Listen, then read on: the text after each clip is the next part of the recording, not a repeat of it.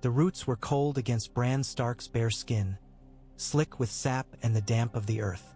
They coiled around his wasted legs and narrow hips, anchoring him to the floor of the cave as if the weirwood itself meant never to let him go again. He could feel them pulsing faintly, slow as the beating of a slumbering heart. When he closed his eyes, that pulse echoed in his skull until it drowned out the wind's distant howl. Again, the voice behind him croaked. Bran turned his head. The old man who had once been Brynden Rivers and was now more root than flesh watched him with milk-pale eyes. The three-eyed raven's body was half swallowed by the massive trunk, bark grown over one shoulder and ribs, hair gone thin as cobwebs. His stare was patient, pitiless.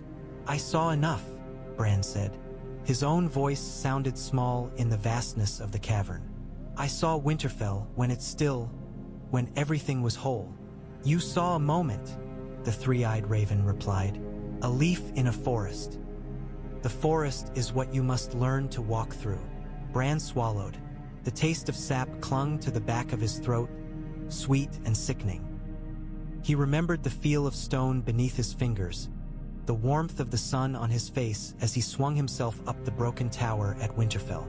The wind in his hair, the freedom of it. Before the fall, before the snow and the road and the hollow ache in his legs. "I don't just see," Bran murmured. "I feel it. It hurts." A soft scuff of movement came from the shadows. Mira Reed leaned against a rock, spear in hand, her brown hair tied back, her face streaked with dirt and exhaustion. She watched Bran, worry etched between her brows. Near her feet, one of the children of the forest leaf, he thought, though they all seemed older than names, fed dry branches into a low green-tinged fire.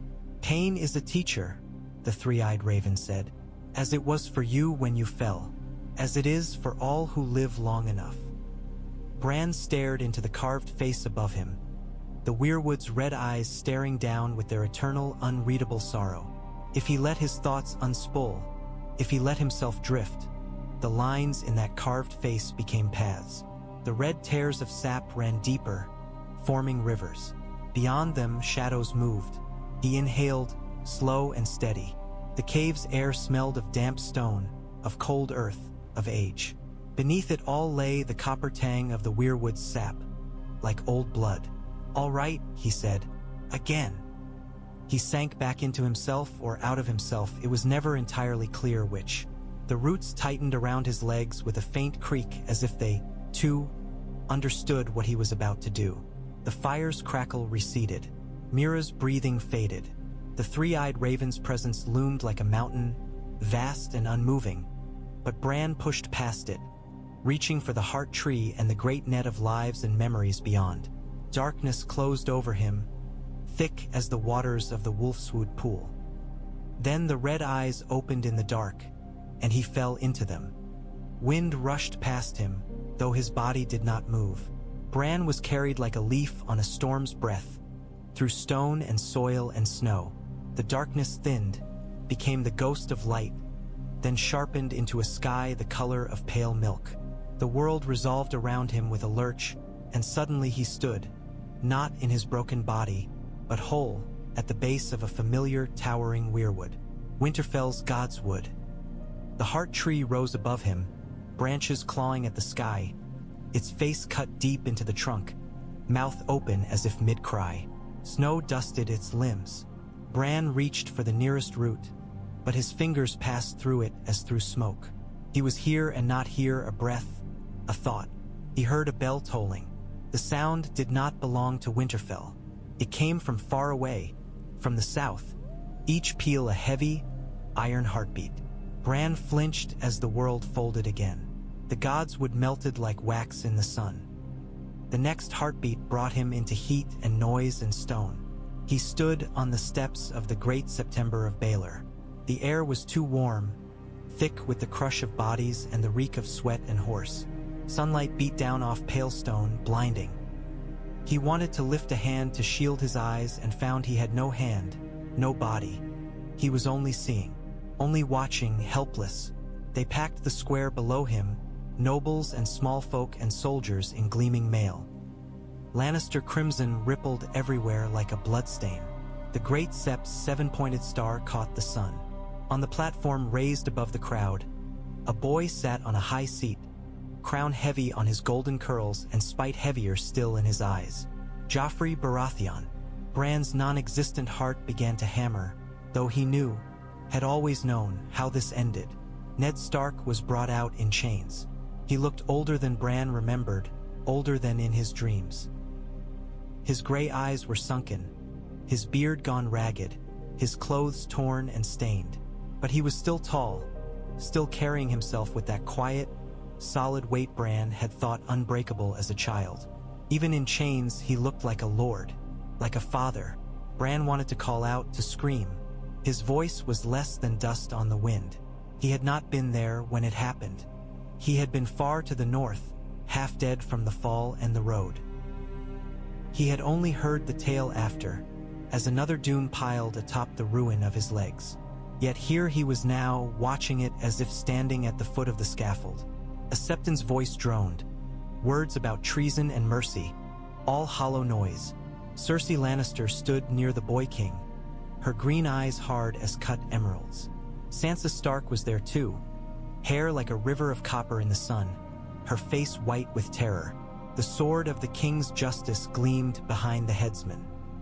"Say the words," Joffrey said, his voice high and cruel. "Say you are a traitor." Bran wanted his father not to speak, to spit in the boy's face, to call out their lies, to live. Ned Stark's mouth moved. Bran knew the shape of the words before he heard them.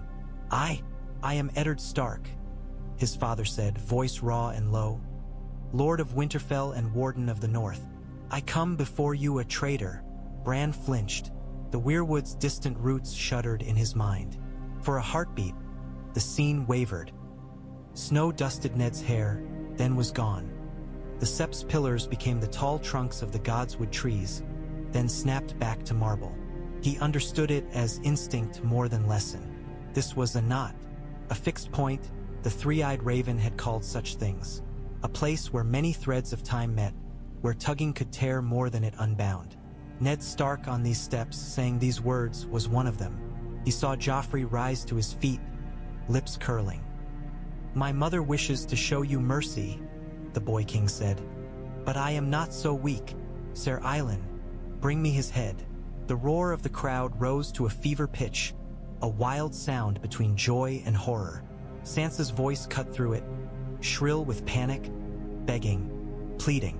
Cersei moved forward, hand outstretched, but the boy's will had hardened. Gold cloaks dragged Ned forward. The headsman lifted his sword. Bran tried. He did not mean to. The impulse leapt from him like lightning, born of panic and grief. He reached for the nearest root he could sense, the nearest piece of the weirwood net that brushed this place and moment. There were no heart trees in the square, but there were carved beams in the Sept's hall, old wooden doors, the memory of the gods would at King's Landing before the Undull Masons had torn it up. Through those ghosts of roots he pushed. "Father," he thought without words. "Look up." For a heartbeat, Ned Stark's eyes flicked. Not to Joffrey, not to Sansa, but past them, toward something no one else could see. They met Bran's for that one impossible second, as if they both stood again in Winterfell's Godswood, as if Bran were just a boy hiding in the branches. Bran felt it, a jolt like ice through his skull. Recognition, surprise, the barest hint of a question. Then the sword fell. The world went white. The shock hurled Bran out of the vision as if he had been dashed against a rock. He gasped, lungs dragging in the cold cave air as though he had been underwater too long. His hands clawed at the roots around him, fingers trembling. Sap oozed beneath his nails, sticky and red as blood. Mira Reed was suddenly at his side, one hand on his shoulder. "Bran," she said. "Bran, what did you see?" He could not answer her. The words tangled in his throat, caught between sob and scream. The three-eyed raven's eyes had not moved from him. They were pale and steady, reflecting no more emotion than the Weirwood's carved face.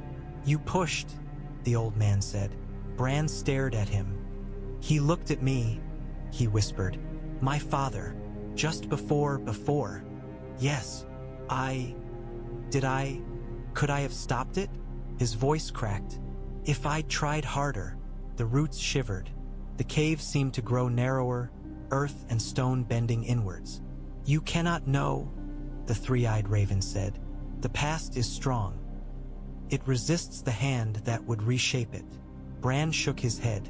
The image of his father's eyes finding his there, truly there, for that one instant would not leave him.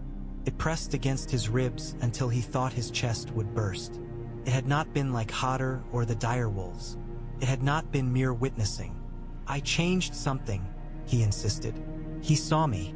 He never said that in the stories. No one ever said. Stories are nets, the old man interrupted. They catch what the tellers think matters and let the rest slip through. You saw one moment as it truly was. The sword still fell. The head still rolled. The war that followed burned as it burned.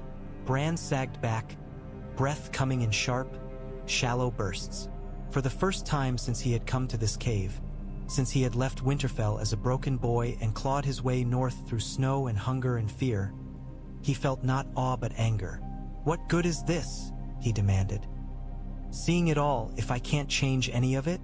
If I can only watch my father die again and again? Mira's hand tightened on his shoulder, as if she, too, would like to demand an accounting. The three-eyed raven's expression did not soften. That is not all you can do, he said. But you must understand the price before you begin to pay it. Bran opened his mouth to hurl back some bitter retort. About prices already paid, about brothers lost and home taken and a boy's legs crushed on cold stone. Before he could speak, the roots constricted like a fist. The cave dropped away. He fell. There was music in the air when he came to, and for a moment Bran thought it was the faint echo of some song from Winterfell's great hall, some feast long past. But the hall was wrong, the light wrong. The air smelled of river mist and roasted meat, of wet dogs and pipe smoke, and the music was not a winter reel but something slower, grander. He pushed himself upright, though he had no body here either, no legs to move or arms to brace himself, and found himself standing at the edge of another long hall. The twins. Fry banners drooped from the rafters. Firelight danced along the length of crowded trestle tables. Men in mud-splattered mail and fine silks alike drank and laughed and jostled elbows with the awkward good cheer of soldiers trying to pretend they were not deep in enemy territory. At the high table, Robb Stark sat in a plain crown, dark hair still tousled from the road, the young lines of his face worn with too much war. Talisa Stark, Talisa Maegor, a voice in Bran's memory whispered, though here she wore wolf's furs, sat beside him, her hand resting lightly on his arm. Catelyn Stark, their mother, watched from the other side, a faint furrow between her brows as two younger Fry girls giggled at some jest down the table. Bran's breath hitched. He had not been here either. He had only heard of it after, like some black song that someone else's voice had sung into his bones. He wanted to run to Robb, to throw his arms around him as he had as a child, to feel the warmth and solidity of him. Instead he floated, unheeded, between banners and beams. A harpist plucked at strings. The melody twisted. Men began to rise from the benches, their movements oddly stiff, backs to walls, hands sliding beneath table edges. The doors at the far end of the hall thunked closed one after another, the sound almost lost beneath a swell of song. The music had changed. Bran recognized it, though he had never heard it played in any hall he had walked in life. The rains of Castamere coiled through the room like smoke, soft and then louder, a quiet death knell. He saw his mother's eyes sharpen, her head turning toward the musicians, mouth parting on a breath as if some half-remembered warning had just now drifted back to her. No, Bran thought, the word expanding in his skull like a shout. Not here, not again. He sought the trees. The twins had no Godswood. House Fry had long ago cut down their heart tree, replacing it with cold stone and a sept small folk barely used. But there were timbers in the roofs, beams shaped from once living trunks.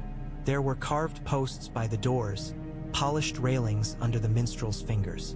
Traces, ghosts. The weirwood net had threads everywhere, if one knew how to feel for them. Bran flung himself into those splinters of memory and wood. The hall blurred, edges sharpening around the figures he loved most. Robb, his crown askew. Catelyn, fingers curling around the stem of a silver goblet. Gray wind somewhere outside, caged and snarling. Mother, he thought. Robb. Catelyn Stark's hand tightened on the goblet. Her head jerked up, eyes widening. For one heartbeat, Bran saw the reflection of the hall in her gaze. Men rising, crossbows lifting, the glint of chainmail beneath fry colors. Then, layered over it, he saw himself as she had last seen him at Winterfell. A boy in a bed, legs motionless, eyes full of stubborn defiance. Her lips moved. "Robb," she whispered. He turned. Toward her, a question on his tongue. The music swelled. Bran pushed harder. The hall shuddered. Candles guttered in their sconces, flames bending as if a sudden wind had swept through the room, though no doors had opened. The minstrel faltered for a single note, fingers slipping, the smooth rise of the song catching on a discordant twang. Catelyn Stark's gaze snapped to the nearest fry, to the crossbow just beginning to tilt down from the gallery. Her skin blanched. Her hand left the goblet and seized the wrist of Roose Bolton where he sat beside her. Pale eyes hooded, mouth a tight, unreadable line. She yanked back his sleeve. The glint of mail shone beneath. Bran felt the moment like a fork in the path, a place where the river of time hit a rock and could split. In the memory that had been, his mother's shock came too late. The knife found Robb's heart, the crossbow sang. The wolves died in their cages and the north bled out on the floor of the twins. But this was not that exact instant. There was still breath, still choice. Catelyn Stark's eyes burned. Her fingers dug into Roose Bolton's flesh. "Robb!" she screamed, voice ripping through song and laughter alike. "It's a trap." For a second, nothing happened. Then everything did. Robb Stark moved faster than Bran had ever seen him move, even when they had been boys, racing in the yard. He came up from his chair in a surge of muscle, the carved wood toppling backward with a crash. Talisa Stark reached for him. Confusion turned to dawning horror on her face as she saw men around them drawing steel. The first crossbow twanged. A bolt hissed through the air, narrowly missing Robb's shoulder as he lurched sideways, crown tumbling from his dark curls.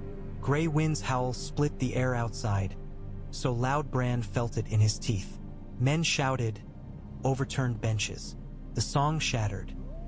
Fry men who had been rising and practiced, silent unison suddenly found themselves scrambling as Stark and Karstark and Umber warriors lunged to their feet, hands going for swords that had not yet been taken from them. A pitcher of wine exploded under a stray bolt, spraying dark red across the table like a mockery of blood. Bran rode the chaos like a storm. He had never tried to hold so many threads at once. Each decision was a branch. A Stark sworn sword who chose to tackle a crossbowman rather than gape in confusion. A fry guard whose foot slipped on spilled wine so that his blade went wide. A serving girl who dropped her tray and ran instead of standing frozen in place to be slaughtered. Bran did not command them, not as he had commanded Hodder that once, that terrible once, but he nudged. He whispered. He pushed against the smallest choices. A breath here, a lurch of the heart there. It hurt. Every life was a point of light in the dark, and every light he touched burned. His head felt as if a smith's hammer beat against the inside of his skull. Blood, real blood, not sap, trickled from his nose, though he barely remembered he had a body in a cave somewhere at all. "Kill the young wolf," someone roared. "Kill him." Bolton wrenched free of Catelyn's grip. For a moment, Bran saw the cold calculation in the man's pale eyes as he weighed his next betrayal. His hand closed around the hilt of a hidden dagger. Bran lunged for him, for the memory of him that wove through the weirwood net. Roose beneath the flayed man banners at the Dreadfort, Roose in Winterfell's hall, Roose kneeling to some southern king. His presence was thin here, tenuous, for the Dreadfort had never loved the old gods as Winterfell did, but it was there, a thread in the greater pattern. He tugged. Bolton's hand spasmed. The dagger slipped from his grasp, clattering to the floor. Catelyn saw it fall and, wild as any she-wolf, she seized it. Her fingers closed around the hilt with desperate strength. She came to her feet with the blade already rising. Across the table, Walder Frey was shouting for his men to close the doors, to fire, to kill them all. Crossbows sang again. A Northman staggered, a feathered bolt jutting from his chest. Another went down, throat opened. Screams thickened the air. Catelyn turned, not on Frey, not yet, but toward her son. "Robb!" she cried. "Get out! To the yard!" Grey wind. A bolt struck Talisa Stark in the shoulder, spinning her. She went down hard, breath punched from her lungs. Robb swore, eyes wide, and half lifted her. Another bolt shattered the back of his chair. Bran saw it all as if from 1,000 vantage points at once. Through the eyes of a Frey archer, squinting down the shaft of his bow. Through the terrified stare of a serving boy clutching a wine jug.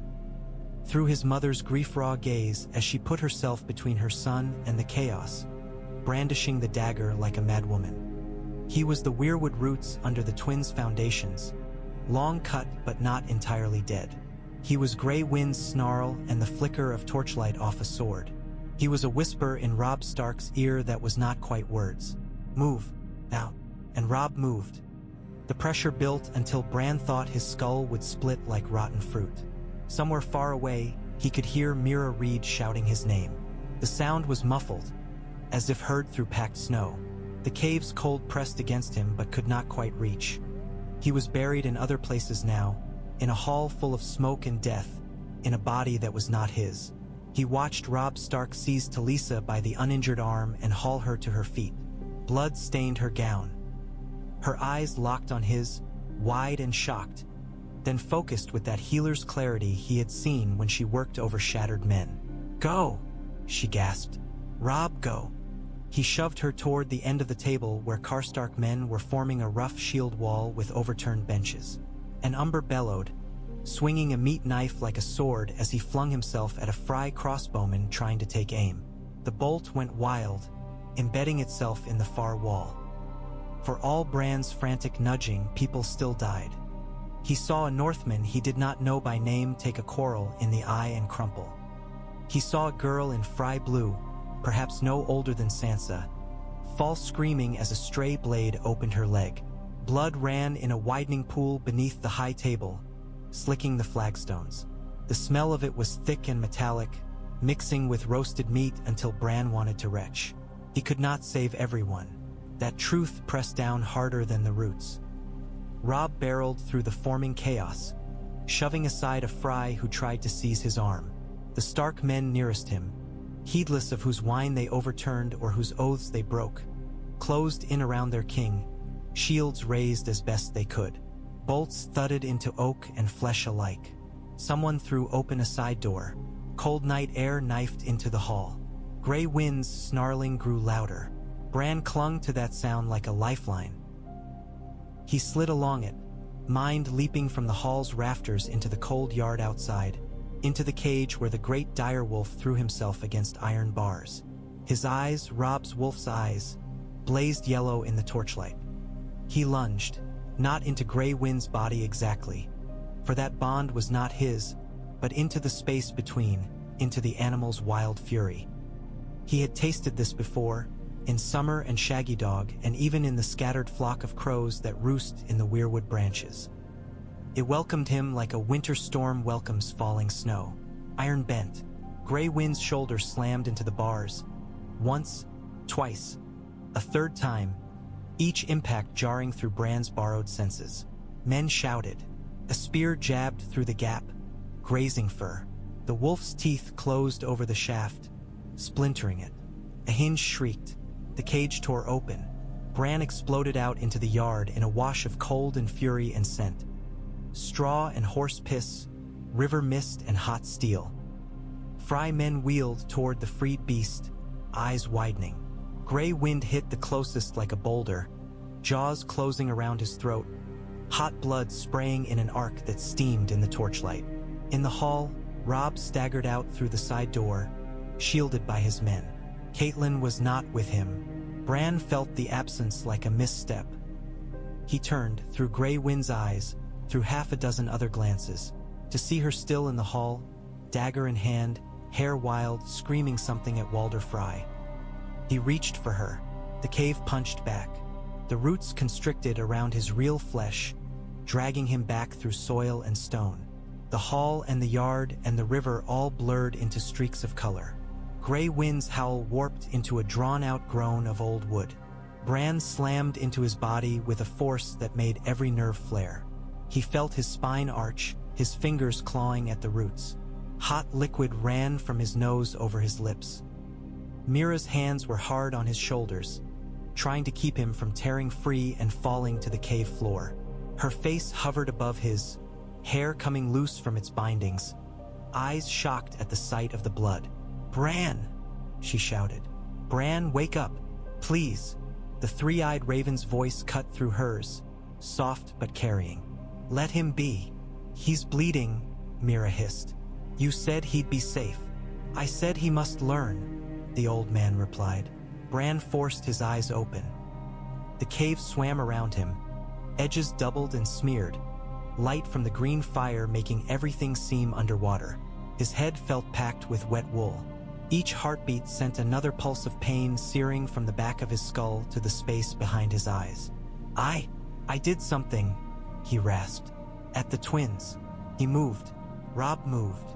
The three-eyed raven watched him with that same unblinking pale gaze. "You tugged at a knot," he said, "and some threads shifted. Is that all?" Mira demanded, anger flaring through her fear. "Threads? He could have died." Bran swallowed. The echo of Grey Wind's growl still rattled in his chest. Somewhere out there, in a world of stone and cold river mist, men were bleeding and bawling, and perhaps Robb Stark was running under the stars instead of dying on a hall floor. Did it work?" he whispered. "Is he alive? Do you imagine I sit outside time and tally the living like coin?" The three-eyed raven said. "You will see in turn. Every change you make must be walked through. There is no quicker way." Bran wanted to curse him. He wanted to demand that the old man guide him, show him, do something other than sit in his tree and watch. Instead, he let his eyes slip half shut again, fighting back the pounding in his skull. He had touched two moments now, two great wounds in his life. At Baelor's September, he had found only a sliver of connection, a glance. At the twins, he had drawn blood and bent iron. The difference lay not in his will, but in the way the past clung. Ned Stark's death was a stone at the bottom of a deep pool. The Red Wedding had been a fresh wound, still bleeding in the world's memory. What else, he wondered, lay somewhere between those two? What could be reached, reshaped before it set hard? When Bran slipped back into the Weirwood, he did so more carefully. The pain lingered, a dull ache behind his eyes, but his curiosity had not been dulled with it. If anything, it had sharpened. He had reached backward now and found the past not as unyielding as the three-eyed raven would have had him believe. Pushed back, yes. It took blood and left bruises on his soul. Yet it could be touched. He wanted to touch something that did not end in screaming. Snow and darkness retreated. The taste of blood and wine mist faded from his tongue.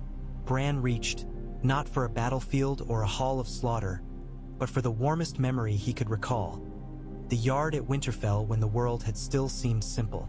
He found it easily. Some paths in the Weirwood net were worn smooth by the tread of his own mind. The courtyard rose up around him, solid and familiar. The gray stone of Winterfell's walls shone almost silver in the clear northern sunlight.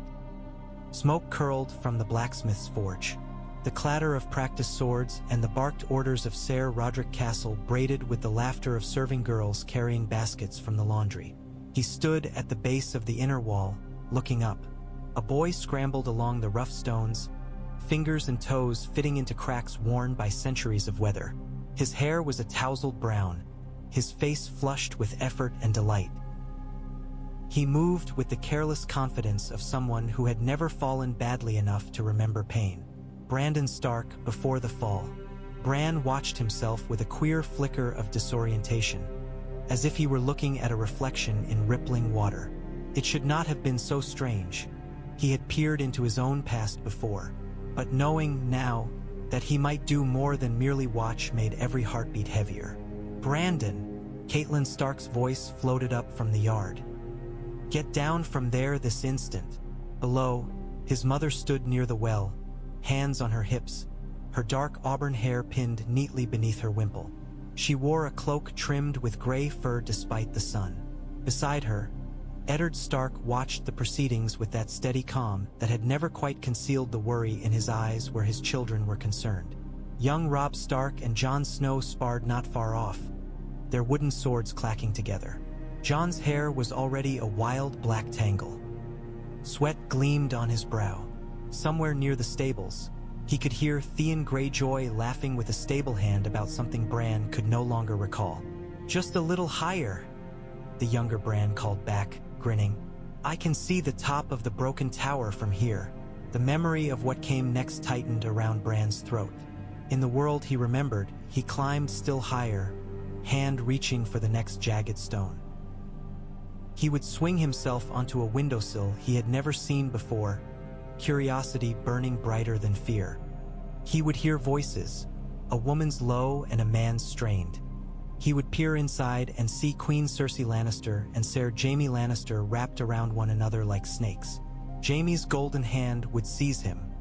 His lips would curl in that half-amused, half-disgusted way, and he would say, "The things I do for love," before shoving Bran out into empty air, the sickening rush, the crack, the cold that followed. He could feel it now at the edges of the memory, waiting for its turn. Bran floated closer to his younger self. The boy could not see him. His attention was on the stone, the sky, the dizzy joy of climbing. Fingers scrabbled for purchase. Dust fell from under his nails. Mother's voice called again, sharper this time. "Brandon Stark, if you don't climb down right now, you fall," Bran whispered. The younger boy froze. His right hand tightened on the rock. His left foot slipped, then caught again. For the first time, doubt flickered across his face. He pressed his cheek to the wall, breath coming faster. Bran felt the resistance immediately. The memory pushed back, edges hardening. This was his own life, his own past, a knot wound tight around bones and broken stone. If Ned's death had been a stone in a deep pool, this moment was bone fused back together crooked. To press too hard was to risk shattering it entirely. He eased off just a touch, letting the boy breathe. Still, something had happened. The younger Bran squeezed his eyes shut, lips moving. He heard his own whispered thought, echoing not through wood or root but through the hollow space inside his ribs. "You fall," the older Bran repeated, no longer sure if he was speaking to his younger self or to the memory itself. "If you go higher, you fall." "Bran!" came a new voice from below. It was closer than his mother's, Arya Stark, perhaps, or Robb. But Bran did not turn to check. He hovered where he was, caught between the choice that had always been and the choice that might yet be. The younger boy drew in a shuddering breath. He looked up, toward the unseen window, where voices murmured behind gray stone. Curiosity gnawed at him. Bran remembered that hunger. He had always wanted to see, to know. He also looked down. The yard seemed very far away. His mother's upturned face was small, her eyes dark with fear.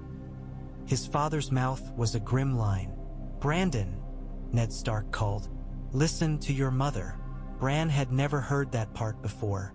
In his memory, in the story told to him later by others, there had been only the climb and the fall.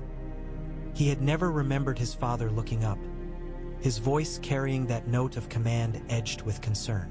The boy on the wall swallowed. He began to climb down. The first few handholds were easy. They always were when climbing down.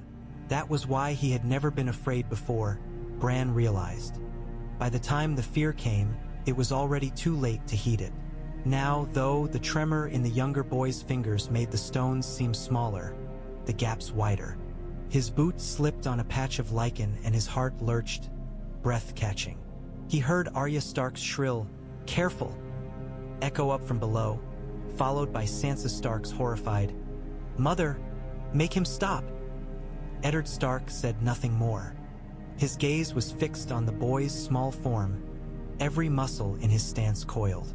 Bran hovered just above and to the side, moving with the boy like a second shadow, an older ghost. With each painstaking foothold, a dozen possibilities skittered out like startled mice. A loose stone here that might crack, a bird that might startle there, a serving girl dropping a pail below that might draw too sharp attention. He touched those variables lightly, nudging them out of the way. No feathers in the air to brush the boy's face. No stone flaking away under his heel.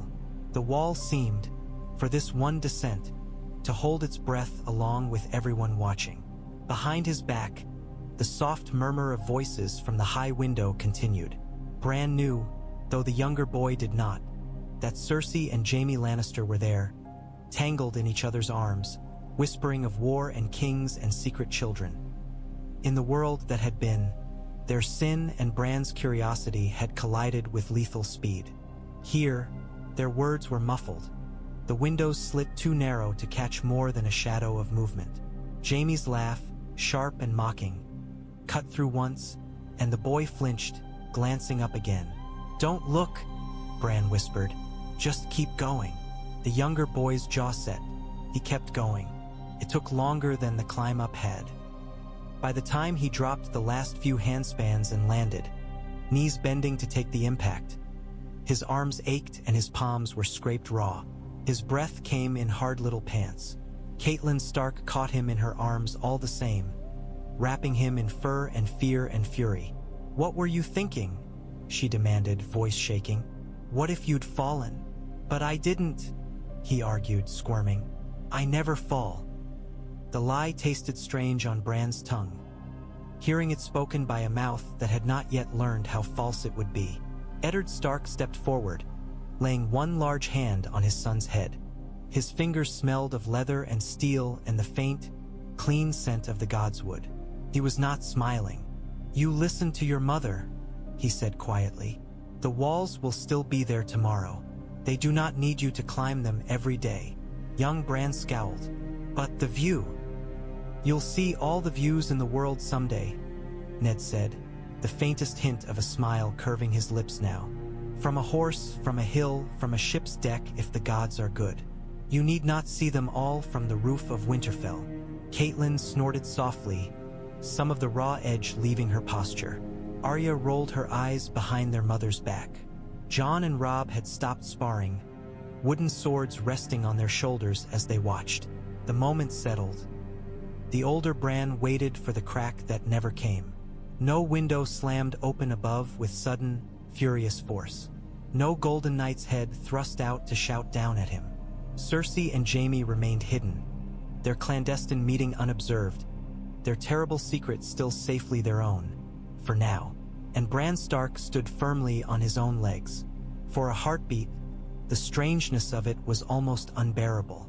Bran looked down and saw straight, whole limbs, boots laced snug.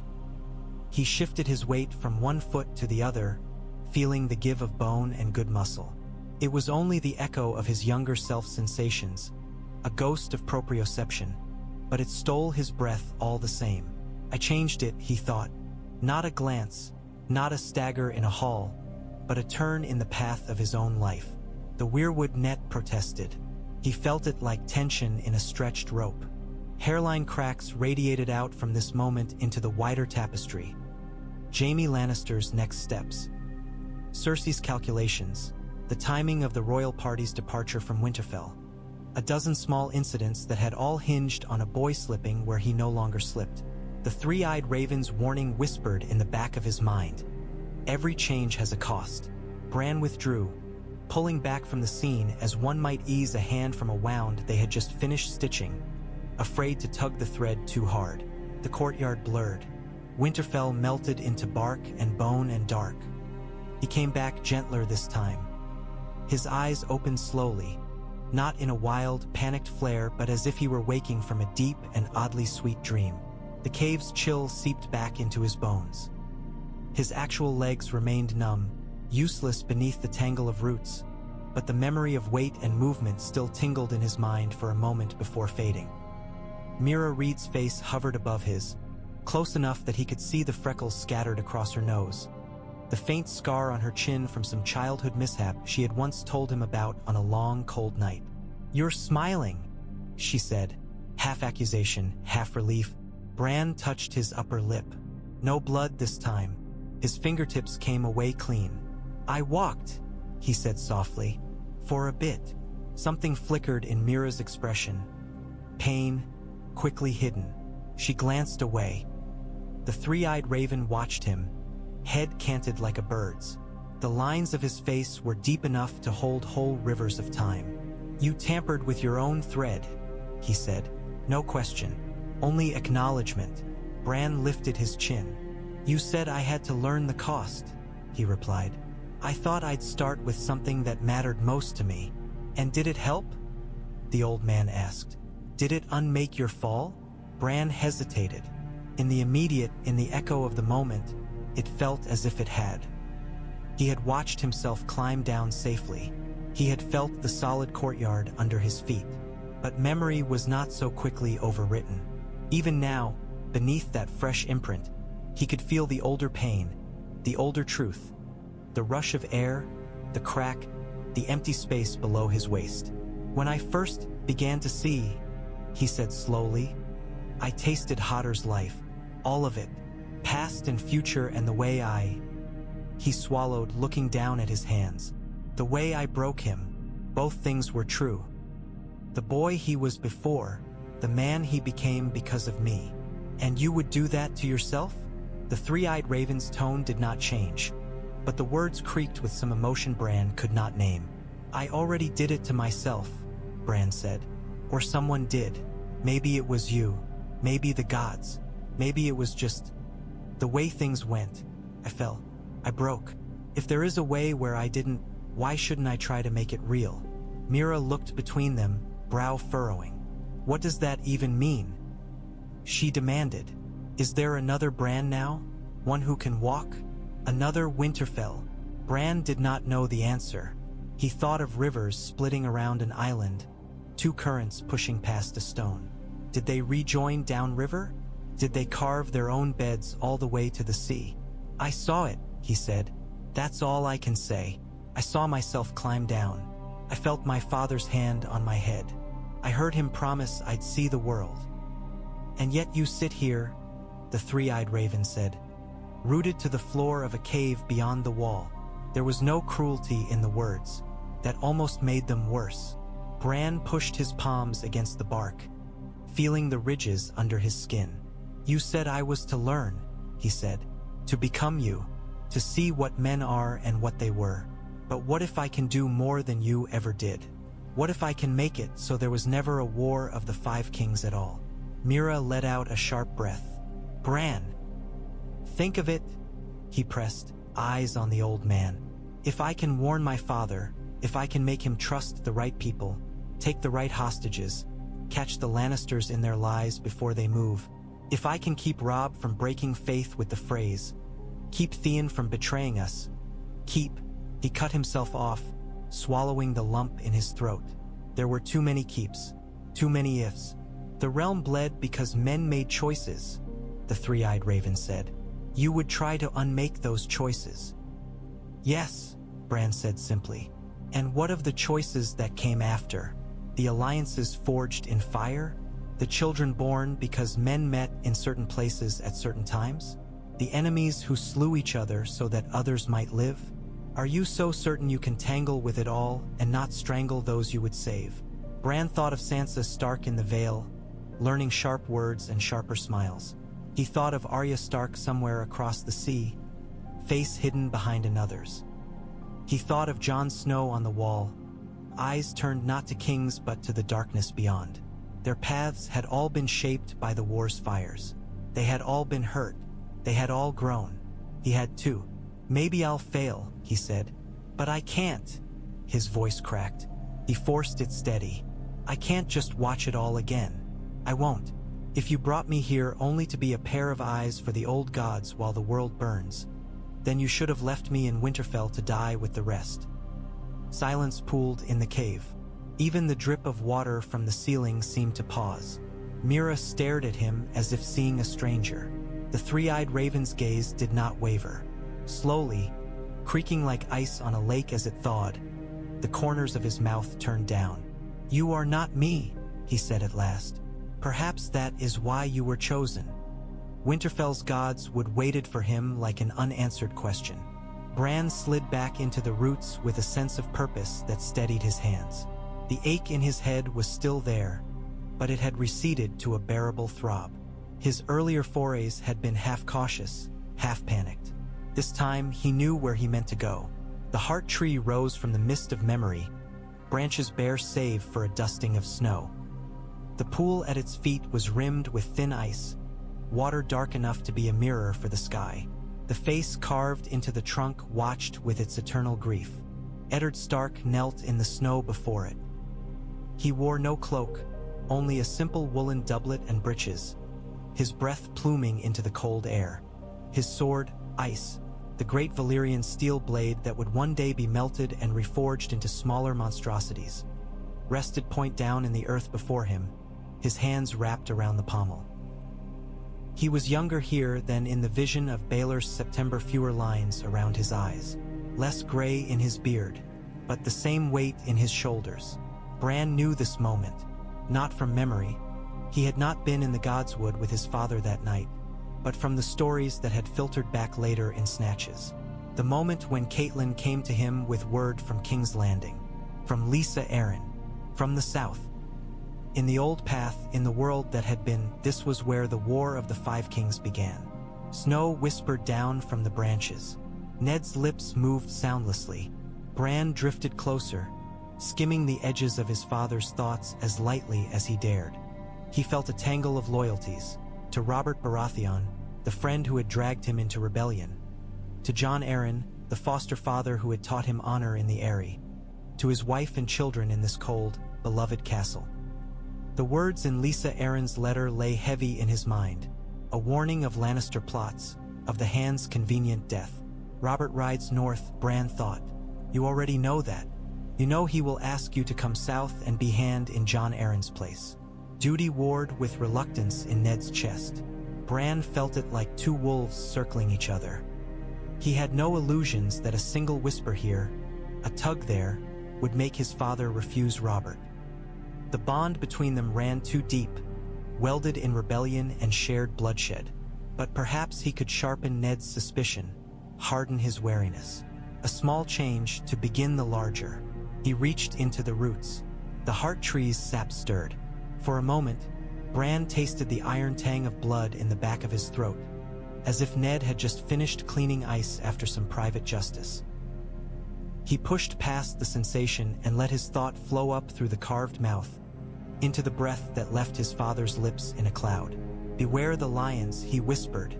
Beware those who smile with golden hair. Ned's head jerked up. He looked around the Godswood, eyes narrow, breath quickening.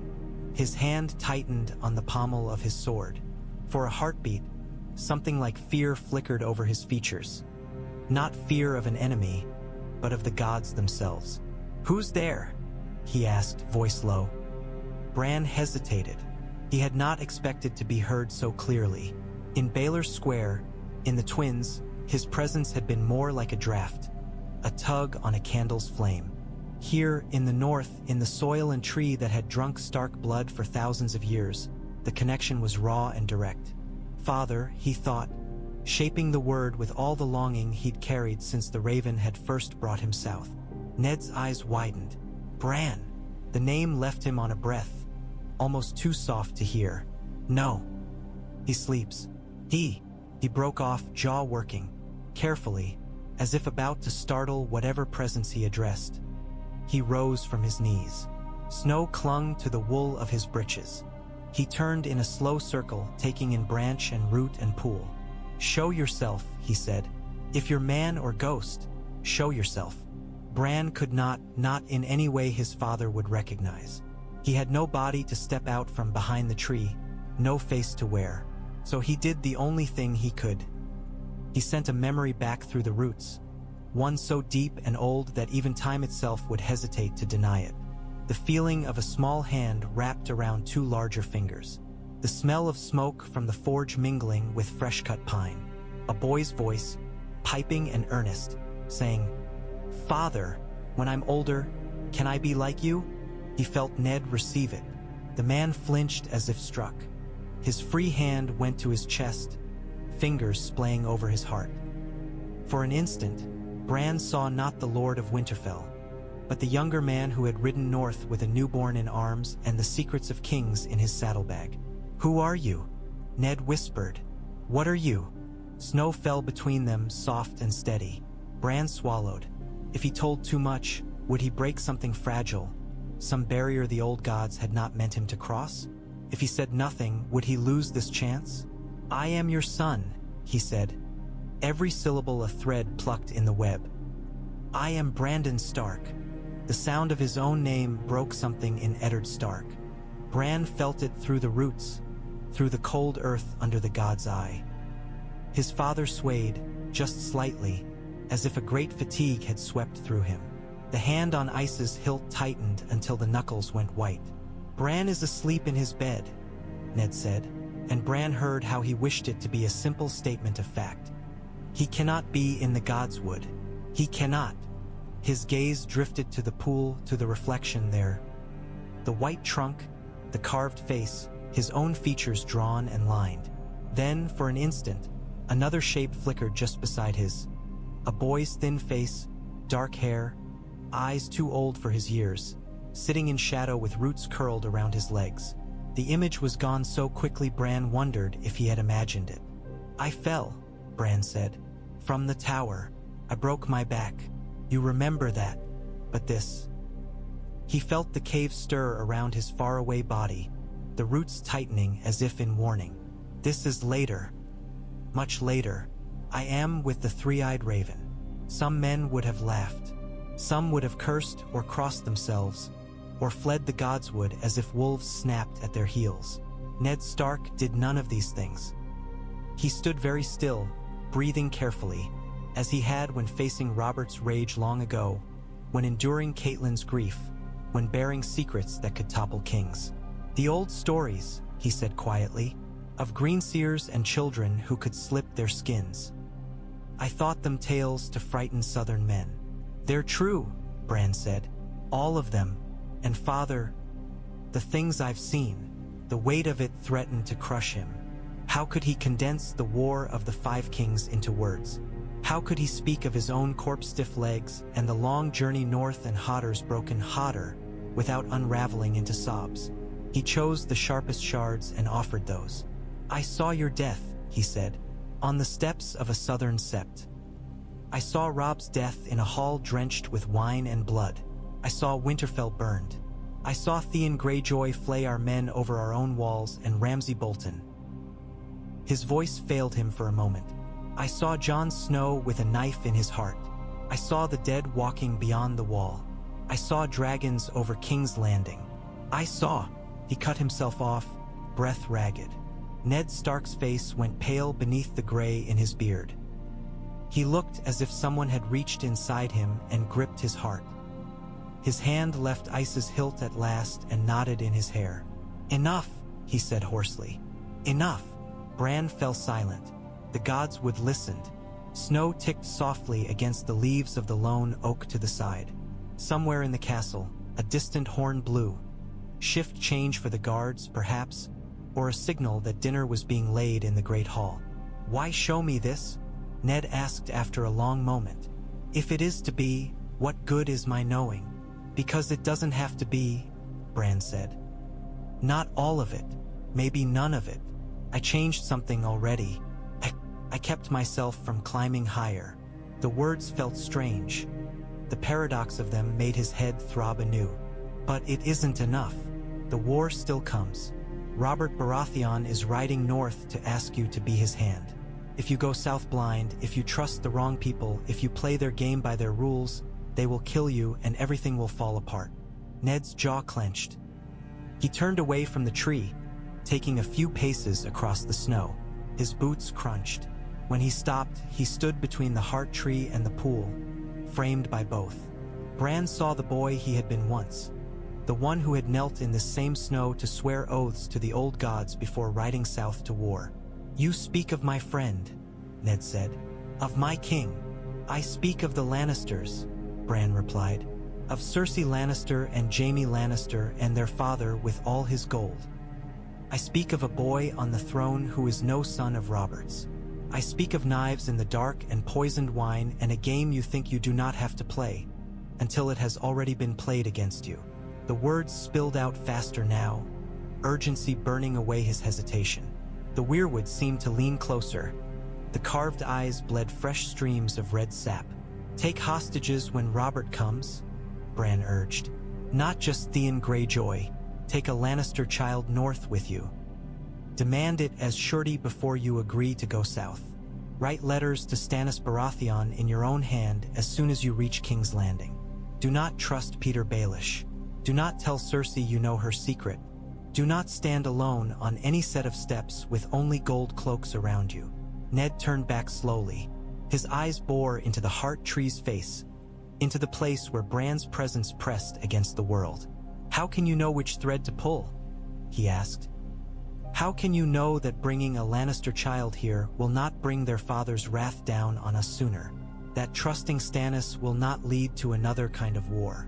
Bran swallowed. "I don't," he admitted. "Not exactly. I see flashes, possibilities, how a choice fans out ahead like a path in the snow. Some lead to your death. Some lead to other deaths. Some I can't see the end of yet. But the path where you go south trustingly, where you warn Cersei Lannister instead of trapping her, where you lean on Peter Baelish and the City Watch, that path always ends with your head on a block." Silence again. Ned Stark's eyes closed. Bran waited, breathless, though he no longer needed breath in this place. "I have always taught my children to tell the truth," his father said at last. "To do their duty, to keep their honor." Honor had been his doom in the old path. Bran knew it as surely as he knew the shape of Winterfell's walls. "This is your duty now," he said. "To them, to us, to all the people who will suffer if the lions tear the realm apart while the dead march in the north. Bend, father, just this once. Bend so you do not break." Ned opened his eyes. In them, Bran saw the man who had knelt to present his sword to Asotha. Arryn King, the one who had carried a sister's secret to the grave. The one who had listened to a boy's dream of knighthood and told him that there was more to life than glory. "I will think on what you have said," he murmured. It was not the oath Bran had hoped for, but it was more than the world had given him once before. Ned stepped closer to the heart tree. He laid his palm flat against the carved face, fingers pressing into grooves worn by generations of Starks. "If you are truly my son," he said, "then live, Brandon. Whatever comes, whatever I choose. Live." His breath touched the bark. Bran felt it on his skin, as if he were the tree. "I'll try," Bran whispered. The Godswood dimmed. The snow blurred. The last thing he saw was his father's bowed head, outlined against the white and red of the Weirwood, and the stain of sap that looked so much like fresh spilled blood. Then the cave surged up around him once more, and the War of the Five Kings shifted, almost imperceptibly, on its unseen hinge. The horns blew from the walls of Winterfell, long and low and hollow, and the sound rolled through the courtyards like the call of some ancient beast. Snow lay in dirty patches along the edges of the yard, stubborn remnants of the last storm. The air was sharp enough to bite lungs, but the sky shone a clear steel blue overhead. Eddard Stark stood at the head of his household beneath the shadow of the great inner gate, Catelyn Stark at his side. Robb Stark stood just behind them, tall and broad-shouldered for his years, his face carefully schooled into lordly composure. Sansa Stark and Arya Stark flanked him, one fidgeting with excitement, the other fidgeting because she could not bear to stand still.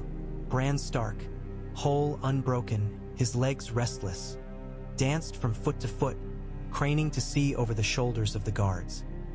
Bran watched himself from the rafters of the great hall, from the eyes of ravens perched along the walls, from the silent, patient face of the Godswood tree in the far corner of the castle. His true body lay far away in a cave beneath a different sky, but here, in memory made mutable, he was everywhere. The riders came on in a jingle of harness and clatter of hooves. At their head thundered Robert Baratheon, grown thick in the chest and belly but still carrying the echo of the young warlord he had once been. His black beard was threaded with gray now. His smile, when he saw Ned waiting, was broad enough to split his face. "Lord Stark!" he boomed as he drew rein, voice carrying nearly to the walls. Ned stepped forward. He moved a little more stiffly than he once had. There were new lines around his eyes that had not been there when he last knelt to this man in a southern court. But his bow was deep and without hesitation. "Your Grace," he said. Robert dismounted with a grunt and a muttered curse at his own weight. He shouldered aside a squire who moved to help him, then strode forward and pulled Ned into a crushing embrace. "Ah, Ned," he said roughly, "you've gotten fat." Ned's answering huff of laughter was almost genuine. "You're one to speak." Catelyn stepped forward to curtsy. Robert's gaze slid past her to the line of children, counting, weighing. His expression softened for a heartbeat when it fell on Sansa, on Arya, on Bran, on Robb, who was the image of a younger Ned in all but the color of his hair. Bran watched from a dozen vantages all at once. The last time he had visited this moment, the young boy he had been had spent the whole of it vibrating with a single thought. "I must climb to see them, I must be higher, I must see everything." Now he felt another layer beneath, a slow, cold current of knowledge. This was the day the king came north to ask for his father's life. Robert looked older than in the first telling of this story. Or perhaps it was only that Bran now saw the bloat of wine in his face, the faint yellowing around his eyes, the puffiness of hands that had curled too often around flagons and too seldom around sword hilts. The crown sat heavy on his head. Behind him, the Lannisters rode in their crimson glory. Cersei Lannister's hair gleamed like spun gold from beneath her fur-lined hood. Jaime Lannister wore his white cloak with careless grace, the hilt of his sword nodding at his hip. Tyrion Lannister rode a smaller horse than the rest, sharp eyes taking in every line of the castle with an appraising gaze. "Beware the lions," Bran had whispered into the Godswood. Ned Stark felt that whisper still, like a cold finger at the back of his neck.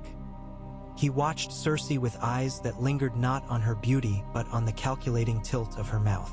He watched Jaime and saw not only the handsome knight of Tourney Grounds, but the king's slayer of a decade past, the man who had broken oaths for reasons no one fully understood.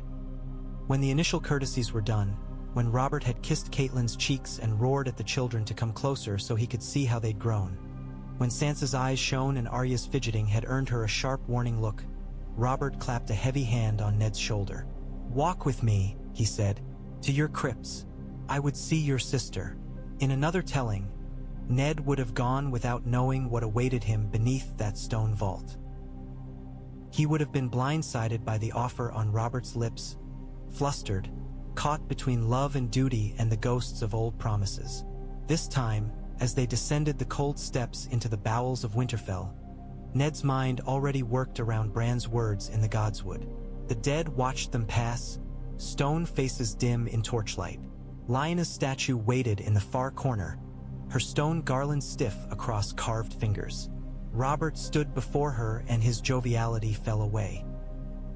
He became, for a moment, the young man with haunted eyes who had knelt beside a bed sticky with blood and lilies. "I dreamed of her last night," Robert murmured. "Every damn time I come north, she comes to me in my sleep." Ned's throat tightened. "She always loved winter," he said, the words automatic. "It was the snow she missed in the south." Robert grunted, then turned, and the old words came. "I need you, Ned," he said. "I'm no Jon Arryn. The realm's running to seed. I need someone I can trust to help me rule it. I want you to come south with me. I want you to be the hand of the king." Bran watched his father's face. In the first telling, shock would have chased reluctance there, and then displeasure, and then the heavy, inevitable acceptance of duty. Here, another layer lay beneath.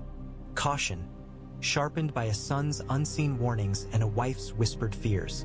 Ned bowed his head, drawing in the cold, stale air of the crypt. "I am your friend," he said. "I will always be your friend.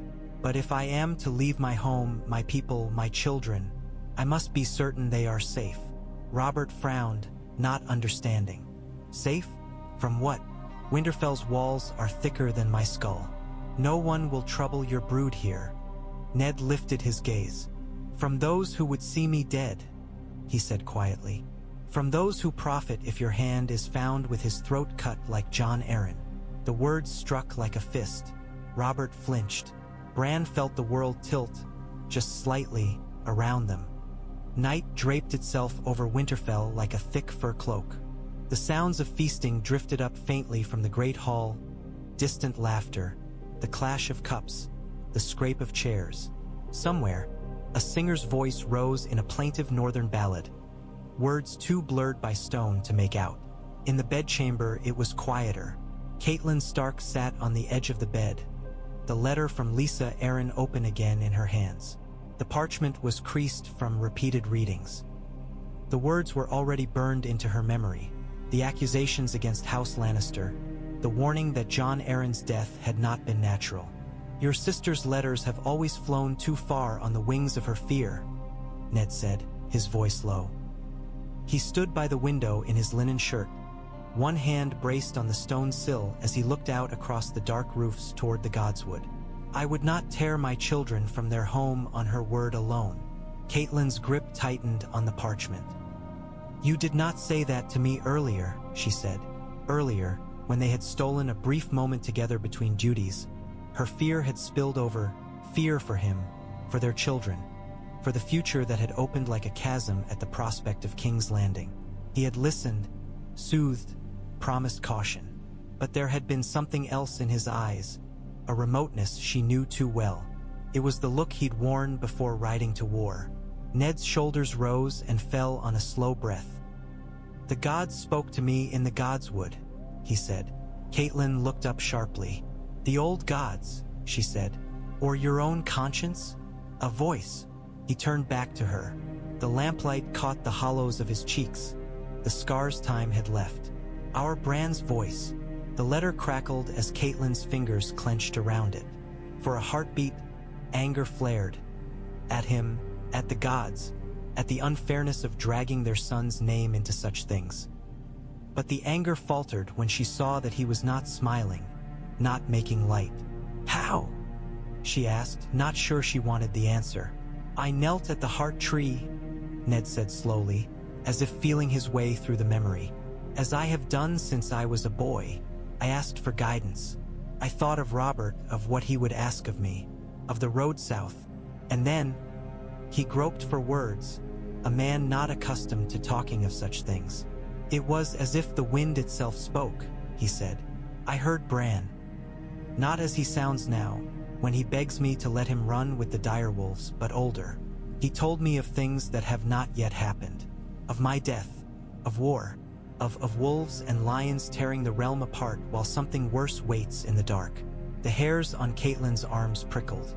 In Riverrun's sept, the statues of the Seven had been carved with calm faces, placid and comforting.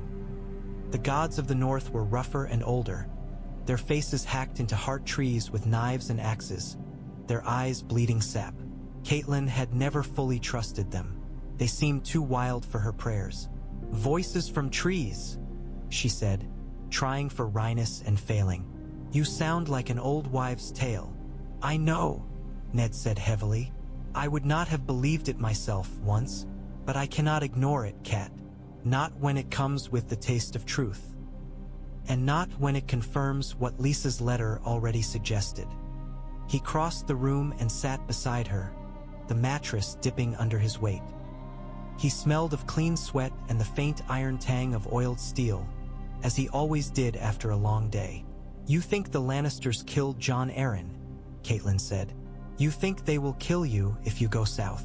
"I think they may try," Ned replied. "If Jon died because he knew something he should not have known, and I walk the same path blind, I will find the same end." Catelyn swallowed. "Then refuse Robert," she said. "Tell him no. Let someone else wear that poisoned honor." "You know I cannot," Ned said. "You know what he is like, and what the realm will become if left to others. And he is my friend, Cat. My brother in all but blood. I owe him more than a farmhouse excuse." Catelyn stared down at Lisa's looping script, the words blurring. "Then what?" she whispered. "Walk into the lion's den with your throat bared?" "No," Ned said softly. "Not bare." He took the letter from her and laid it aside, then took her hands in his. His palms were rough, warm. "I will go," he said, "but I will not go as a trusting fool. I will write to Stannis Baratheon before I leave, and again from the King's Road, and again from King's Landing. I will dig into whatever Jon Arryn discovered. I will keep our children away from Cersei Lannister's reach as much as I can. And before I set one foot south, I will ask something of Robert Baratheon that no Lannister lion will like." Catelyn looked up, wary hope prickling. "What?" she asked. "Hostages," Ned said.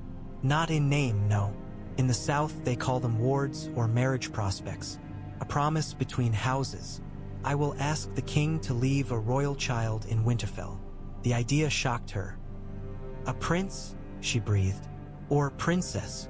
"Either," Ned said. "Both, if he could be made to see sense.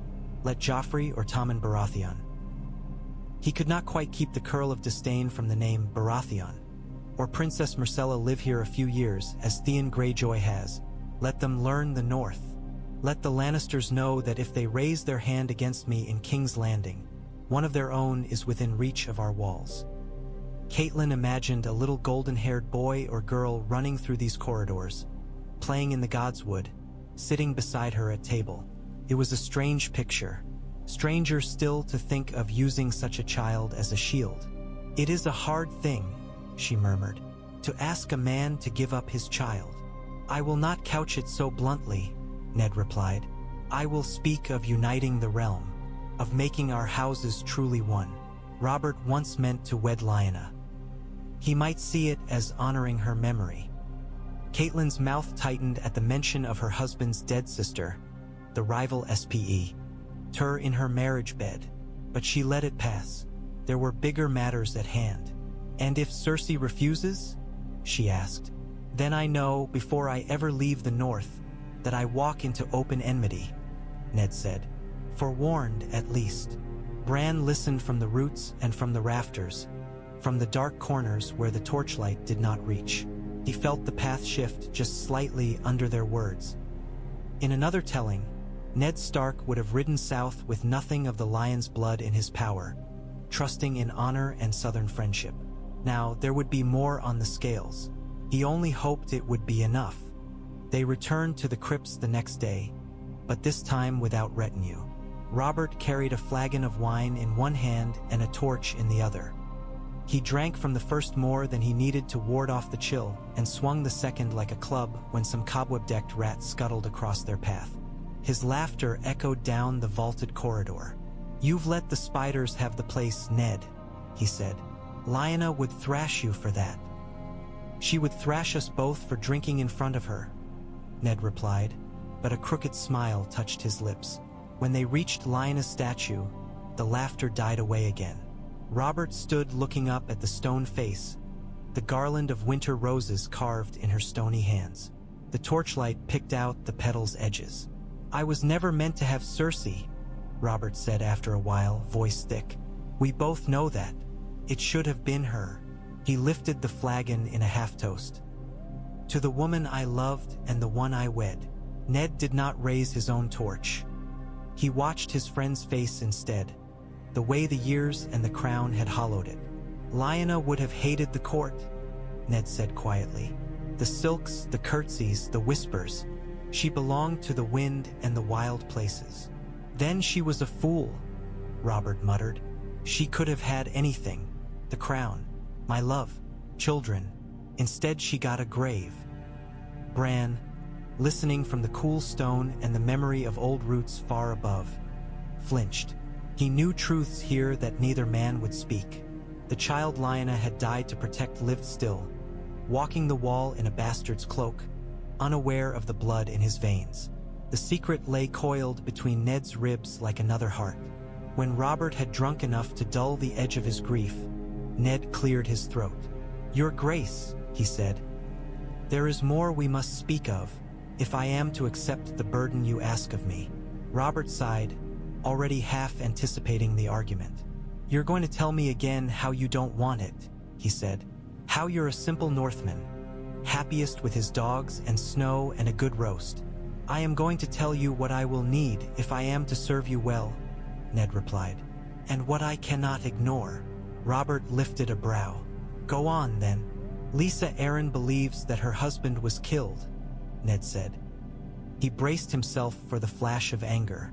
"She writes that House Lannister is to blame." Robert swore under his breath and took a long pull from the flagon. "Lisa Arryn has always been cracked as last winter's ice," he said. "If we listened to every frightened hen cackling about lions in the dark, we'd never sleep." "She loved Jon Arryn as much as you and I did," Ned said. "She would not invent danger where there is none. Not in so grave a matter." Robert set the flagon down on Lyanna's stone feet with a little too much force.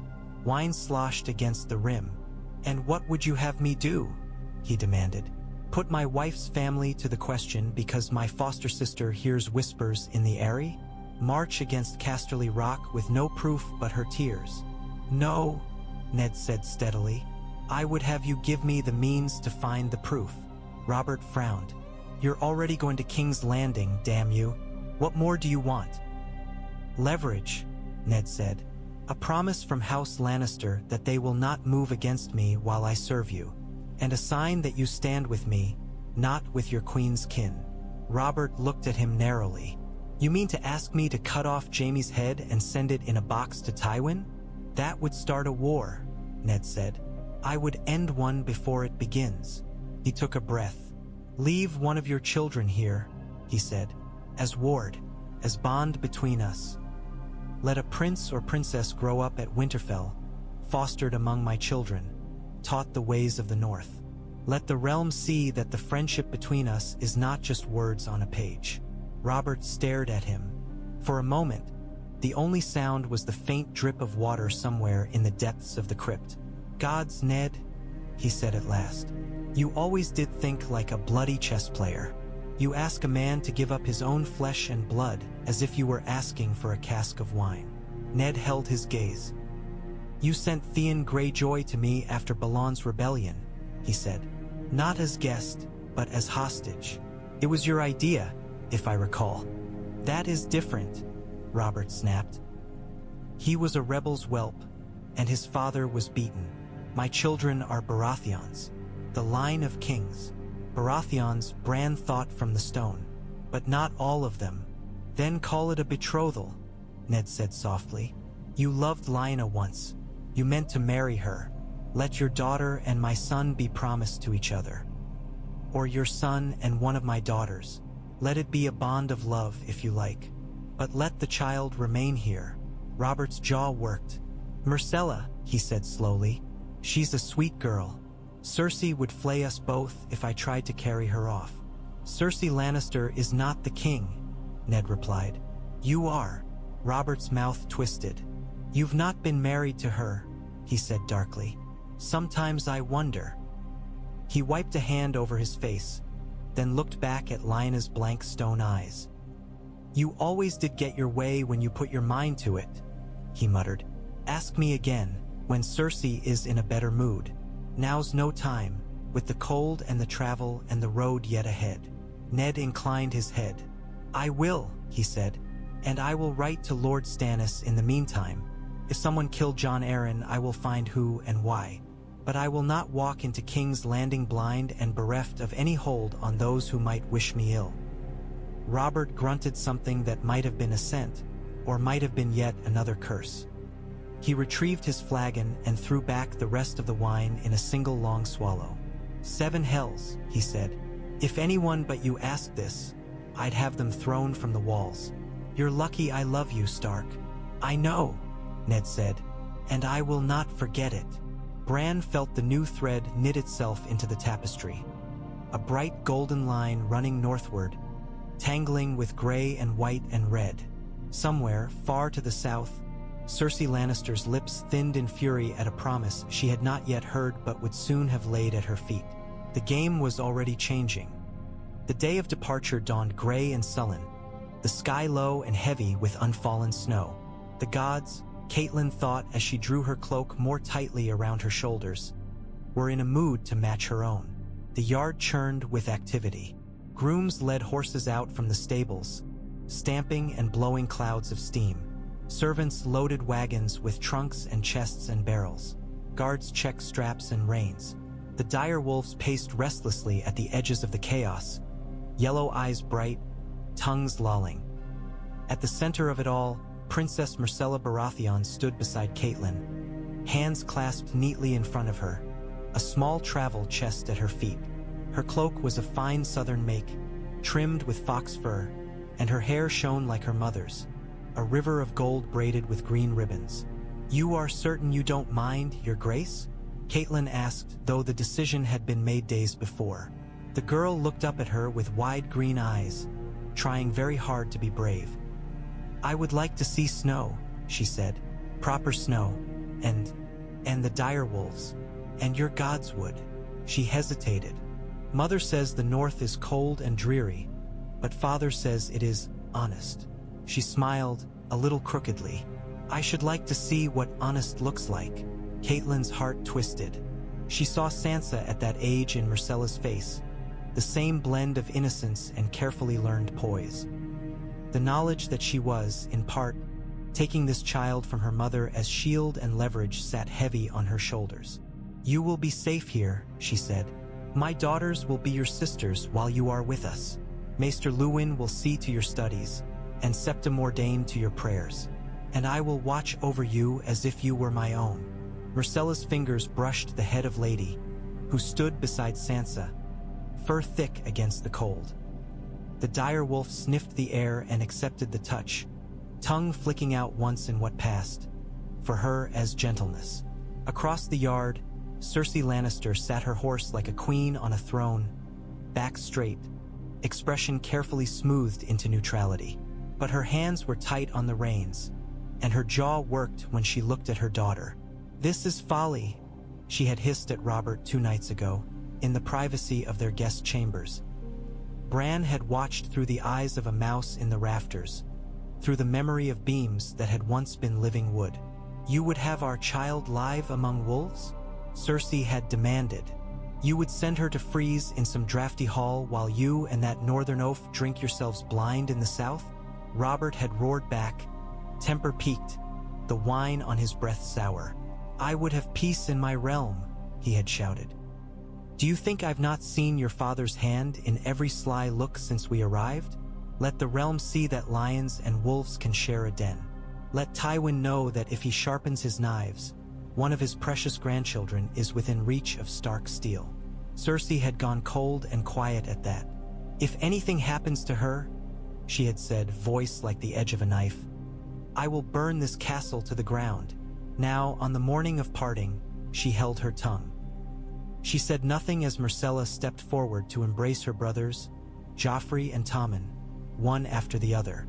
Joffrey's smile was thin and strained. He whispered something in his sister's ear that made her eyes widen, then harden. Tommen clung a little longer, eyes bright with unshed tears. "Write to me," Myrcella told him. "Every week. I want to hear about the city, and about Serpounce." "He'll miss you," Tommen mumbled. Across the yard, Bran watched through ghostly eyes, from the high tower windows and the low shadows of the stables. The younger Bran, the living, breathing boy with whole legs, stood with Arya and Rickon fidgeting, his mind already racing ahead to the southern sights he would not see. He had not fallen. He had not lain helpless in a sickbed listening to these farewells from afar. He was part of them now, though he did not know how narrowly he had escaped the hard stone of the courtyard before. Two timelines coiled around each other like twin snakes. Bran felt both. The memory of lying in his bed, the feel of Maester Luwin's hand on his brow as the household buzzed with news of the king's departure, and the sight of his younger self bouncing on his toes in the cold, eager for stories from the road he would not take. It was disorienting. It made his head ache in a new way. "We are stretching the tapestry," the three-eyed raven's voice whispered from some deep root. "Threads may fray." Bran ignored him. Ned and Robert clasped forearms one last time by the gate. "I will send for you soon," Robert said. "We won't have you dallying here while I drown in council meetings." "You will have my answer," Ned replied. "I will come. I only ask for a few days to set my house in order and see my family safe." Robert clapped him on the shoulder. "You and your damned sense," he said. "Very well. Don't take too long. King's Landing will sour without a Stark to scowl at it." They parted with rough laughter that did not entirely cover the undercurrent of strain. When the royal party rode out, hoofbeats echoing against the stone, the North watched them go with a customary mixture of awe and suspicion. Catelyn stood with Myrcella at her side, Sansa and Arya flanking her, Bran and Rickon peering around their legs. The wind tugged at cloaks and banners. Princess Myrcella turned to look back once, raising a hand to her mother. Cersei did not wave. Her eyes, green and sharp, slid instead to Ned Stark, to the daughter at his side, to the young golden-haired girl now within his walls. The promise in that gaze was clear. "Hurt her, and I will hurt you 1,000-fold." Bran watched and felt the war shift. The first hostage had been taken, though wrapped in the silks of fosterage and alliance. The lion's cub now slept beneath a wolf's roof, somewhere far to the south in a tower that had Neve. Our yet known fire, Tywin Lannister received a raven and read its message with narrowing eyes. The hand that held the parchment did not tremble, but the candle on his desk wavered, its flame guttering as if in a draught.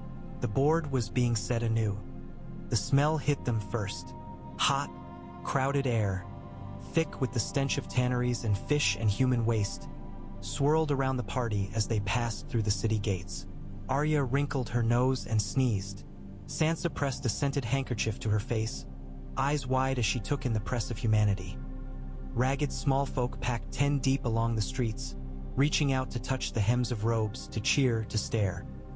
Eddard Stark sat his horse with a stiffness that had nothing to do with the long ride. The city's noise pressed at him from all sides.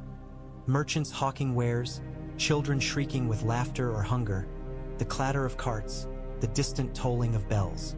Above it all, the Red Keep loomed on its hill, banners snapping in the hot wind. Bran watched from beneath the wheels of passing wagons, from the shadow of carved wooden doorways, from the grain of tables in low taverns where men looked up briefly at the sound of hoofbeats before returning to their cups. King's Landing had no Godswood, no heart tree. The old gods had been cut from this place long ago, but wood remained. Doors and beams, ships and barrels, gallows and stocks. Memory clung to all living things that had once sunk roots or unfurled leaves. Through that faint web, Bran's sight slipped, thinner here but still present. The path into the city had forked, once, in ways invisible to those who rode it. In one telling, a butcher's boy would have died not far from these gates, cut down by a prince's hurt pride and a queen's cold fury. In this new weaving, Bran's earlier nudges had steered Arya's wildness and Sansa's vanity a hair's breadth aside. Joffrey Baratheon had still postured on the King's Road, still flashed his steel at a frightened commoner. But this time, when Arya had leapt between them, when Nymeria had clamped her jaws around the princeling's arm, Ned's men had been quicker to intervene. "Enough!" Ned had barked, voice like breaking ice. "You will not draw steel on my daughter or terrorize my people, Your Highness." He had said it in Robert's hearing. The king's reaction had been a slow, dangerous anger at Joffrey's behavior, not reflexive alliance with his heir. The boy had been sent ahead to King's Landing with his tail between his legs, his mother seething. Nymeria was still gone, driven away into the wilds for her own safety. Lady still lived, padding now beside Sansa's horse as they entered the city, fur brushed to a high sheen by the girl's careful hands. One wolf spared, one more thread pulled back from needless blood.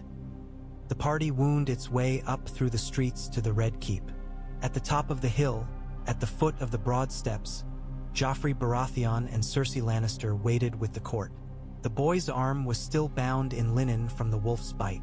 The mark it would leave would be a pale scar, a reminder writ into his very flesh. "Lord Stark," Cersei said coldly as they reined in. "Welcome to King's Landing." "Your Grace," Ned replied, inclining his head. Joffrey did not look at him. His gaze slid instead over Sansa, lingering, then flicked to Arya with open contempt. Arya glared back, unable to help herself. Sansa, color high in her cheeks, remembered Bran's whispered warning from a dream she'd thought no more than fancy. Be wary of princes who smile with their teeth and not their eyes. She curtsied with perfect southern grace. But when she looked up, her expression was measured. She did not beam. Inside the Red Keep, the air changed from the city's stew of smells to cooler drafts that carried the scent of stone and wax and a subtler stink of intrigue. The corridors whispered with courtiers' silks, with the squeak of servants' shoes. Eyes watched from every alcove. In his new chambers, the Tower of the Hand, Ned found a table already laid with fresh parchment, a rack of quills, and a small bowl for sand. The hand's silver brooch lay in an open box, the clasp gleaming. He did not pin it on immediately. Instead, after seeing his daughters settled with their septa and guards, he sat at the table and reached for quill and ink. The letter he wrote to Stannis Baratheon was crisp and formal, devoid of the warmth that had once colored his missives to his foster brother. He wrote of Jon Arryn's death, of Lysa's accusations, of his own appointment as Hand. He wrote of the unease in his bones and the whispers he'd already heard in the city's streets. He did not yet write of golden-haired children born to a dark-haired king. That proof he had not yet gathered. But he hinted, "The realm cannot afford uncertainty in its succession," he wrote. "You are Robert's true brother and heir. We must talk of the future, and of our enemies, before it is too late." He sealed the letter with wax and the direwolf stamp of House Stark, then called for a trustworthy rider to bear it to Dragonstone. Bran watched the courier ride out through the gates at dusk, cloaks snapping in the sea breeze as he took the road toward the harbor. Another thread went forth, a gray line stretching across Blackwater Bay. In the throne room, later that night, Ned stood beside Robert as petitions were heard. Joffrey sat below the Iron Throne, sulking, his bandaged arm cradled. Cersei watched from the shadows between pillars, her green eyes cold and considering. Peter Baelish lounged near the council table, a smirk playing at the corner of his mouth. Varys fluttered his hands and spoke in soft, oily tones of unrest in the streets. Grand Maester Pycelle dozed between complaints, his beard stirring with every snore. "And what does our new Hand think?" Robert asked, turning to Ned with false joviality when a dispute about fish tariffs threatened to drown them all. Ned's gaze flicked once to Littlefinger, once to Varys, weighing them. In the old path, he would have gone to Baelish late and asked for his help with the city watch, letting the man's oily assurances and feigned boyhood reminiscences sway him. Now Bran's whispers colored his recollections. "Do not trust Peter Baelish. I think we should speak to the commander of the city watch directly," Ned said, "and ensure the gold cloaks understand that their loyalty is to the king and the law, not to whoever jingles the most coin." Peter's eyes narrowed, the faintest crease marring his smooth expression. "An admirable sentiment," he said, smile never quite reaching his eyes. "One I'm sure Lord Janos will be happy to hear, over a cup of wine you and I can provide. The right encouragement can work wonders on a man's sense of duty." "Perhaps," Ned said, "or perhaps the right man in the post is the better encouragement." Littlefinger's smile faltered for a heartbeat. Bran felt the small victory, the way a single finger pressing on a scale could shift the weight of an entire judgment. Ned Stark was already stepping around pits he had once tumbled into. But the city was a hive of schemes older than any one man's caution. For every snare he avoided, others waited. Cersei Lannister's spies tracked his movements. Varys's little birds carried his words through secret ways. The game's pieces were rearranging themselves in response to his presence, some drawn to him, some recoiling. In a tower room with no Godswood, with only carved beams and shuttered windows connecting it faintly to the wider web. Bran perched like a whisper in the grain, watching his father pin on the hand's brooch at last. The war had not yet started, but already it was no longer the same war it had been. The tower of the hand's solar smelled of old parchment and new ink. A breeze from the open window stirred the edges of maps weighted down with small carved tokens. Ships, towers, lions, wolves. Varys sat with his hands folded neatly atop his ample belly, his expression as mild as a septon's.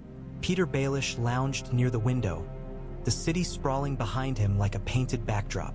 He toyed with a small silver mockingbird pinned to his lapel.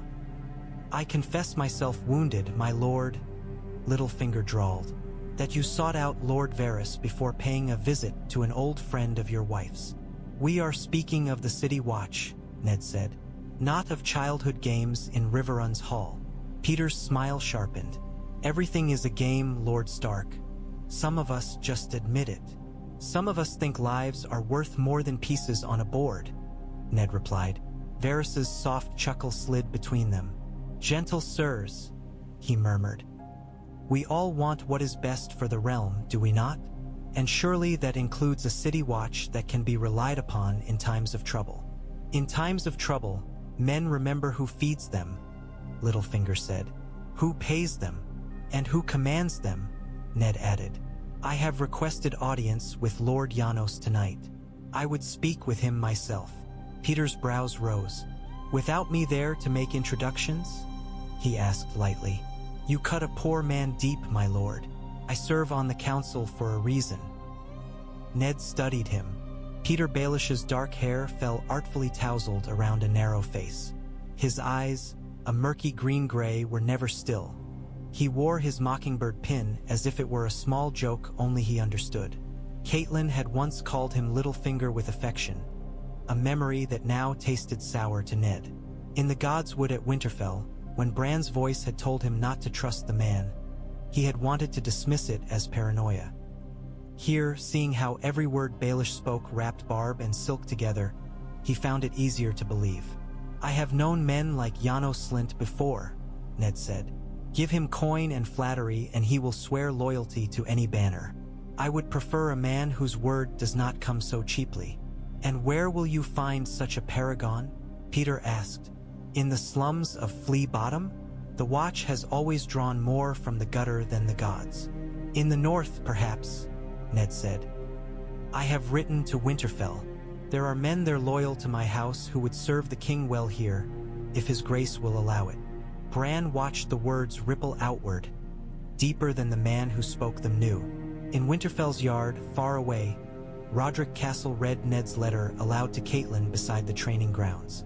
Princess Myrcella sat on a bench with Sansa, practicing needlework clumsily under Septa Mordane's critical eye.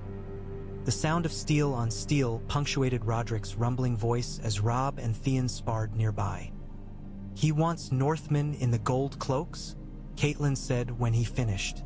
"Here. He wants men he trusts, my lady," Roderick said.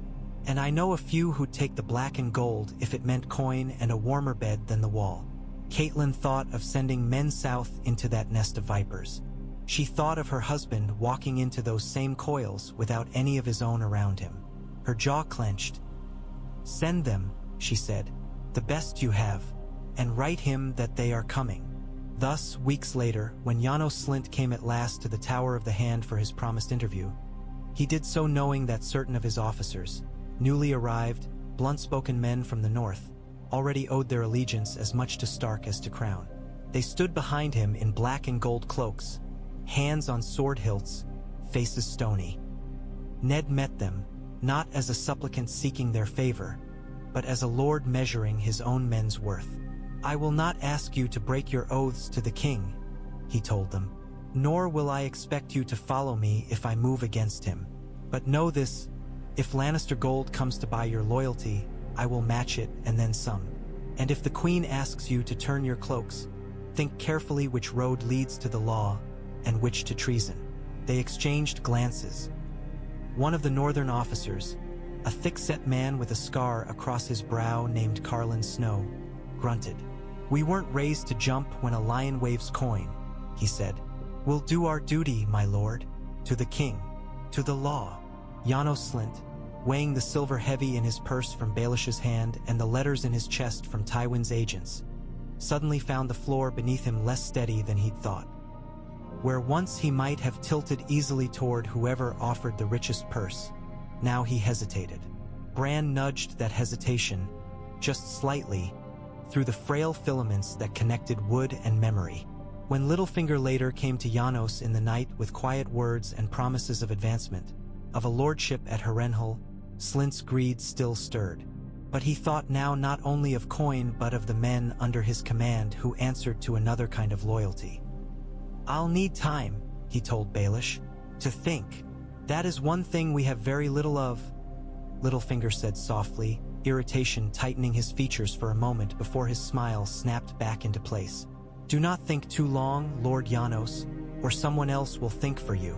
From his distant cave, Bran felt the time he had bought measured in heartbeats and flickering candles. Not enough, perhaps, but more than there had been. The city was full of such balances now, scales tipping fraction by fraction. He could not hold them all. He could only push where he could, as the wheel creaked toward the moment he dreaded and meant to change. Robert Baratheon went hunting. The boar was sharpening its tusks in a pen of straw. The clock ticked toward blood. The boar's charge had been clumsy, slowed by wine and the king's own stagger. His tusks had still been sharp enough. Now Robert Baratheon lay on linen damp with blood and sweat, his face waxy beneath the stubble. The sweet, heavy reek of boiled leather and poultices filled the royal bedchamber, unable to quite mask the copper salt tang of opened flesh. Bran drifted in the headboard's carved wood, in the chair where Ned sat, in the stone of the floor. He had seen this scene before, in visions of the old path. Robert raving of past glories, apologizing for a life squandered, pressing the weight of the realm onto Ned's shoulders with a few rasped words and a scratch of quill. This time, the air felt different, tighter. Cersei Lannister stood in the corner like a coiled serpent, her green eyes watchful. Joffrey lurked just outside the door, pale and resentful. The bandage from Nymeria's bite long gone, but the scar faintly visible on his arm. "You should not tax him with business," Cersei said, as Ned unrolled the parchment. Her tone was honeyed, her gaze hard. "He should rest. Business is all I have left," Robert murmured, voice thick with pain. "Rest when I'm a corpse, Cersei. Leave us." Her lips thinned. "I will not. I said leave us," Robert snapped, a flash of old fire. "The boy too.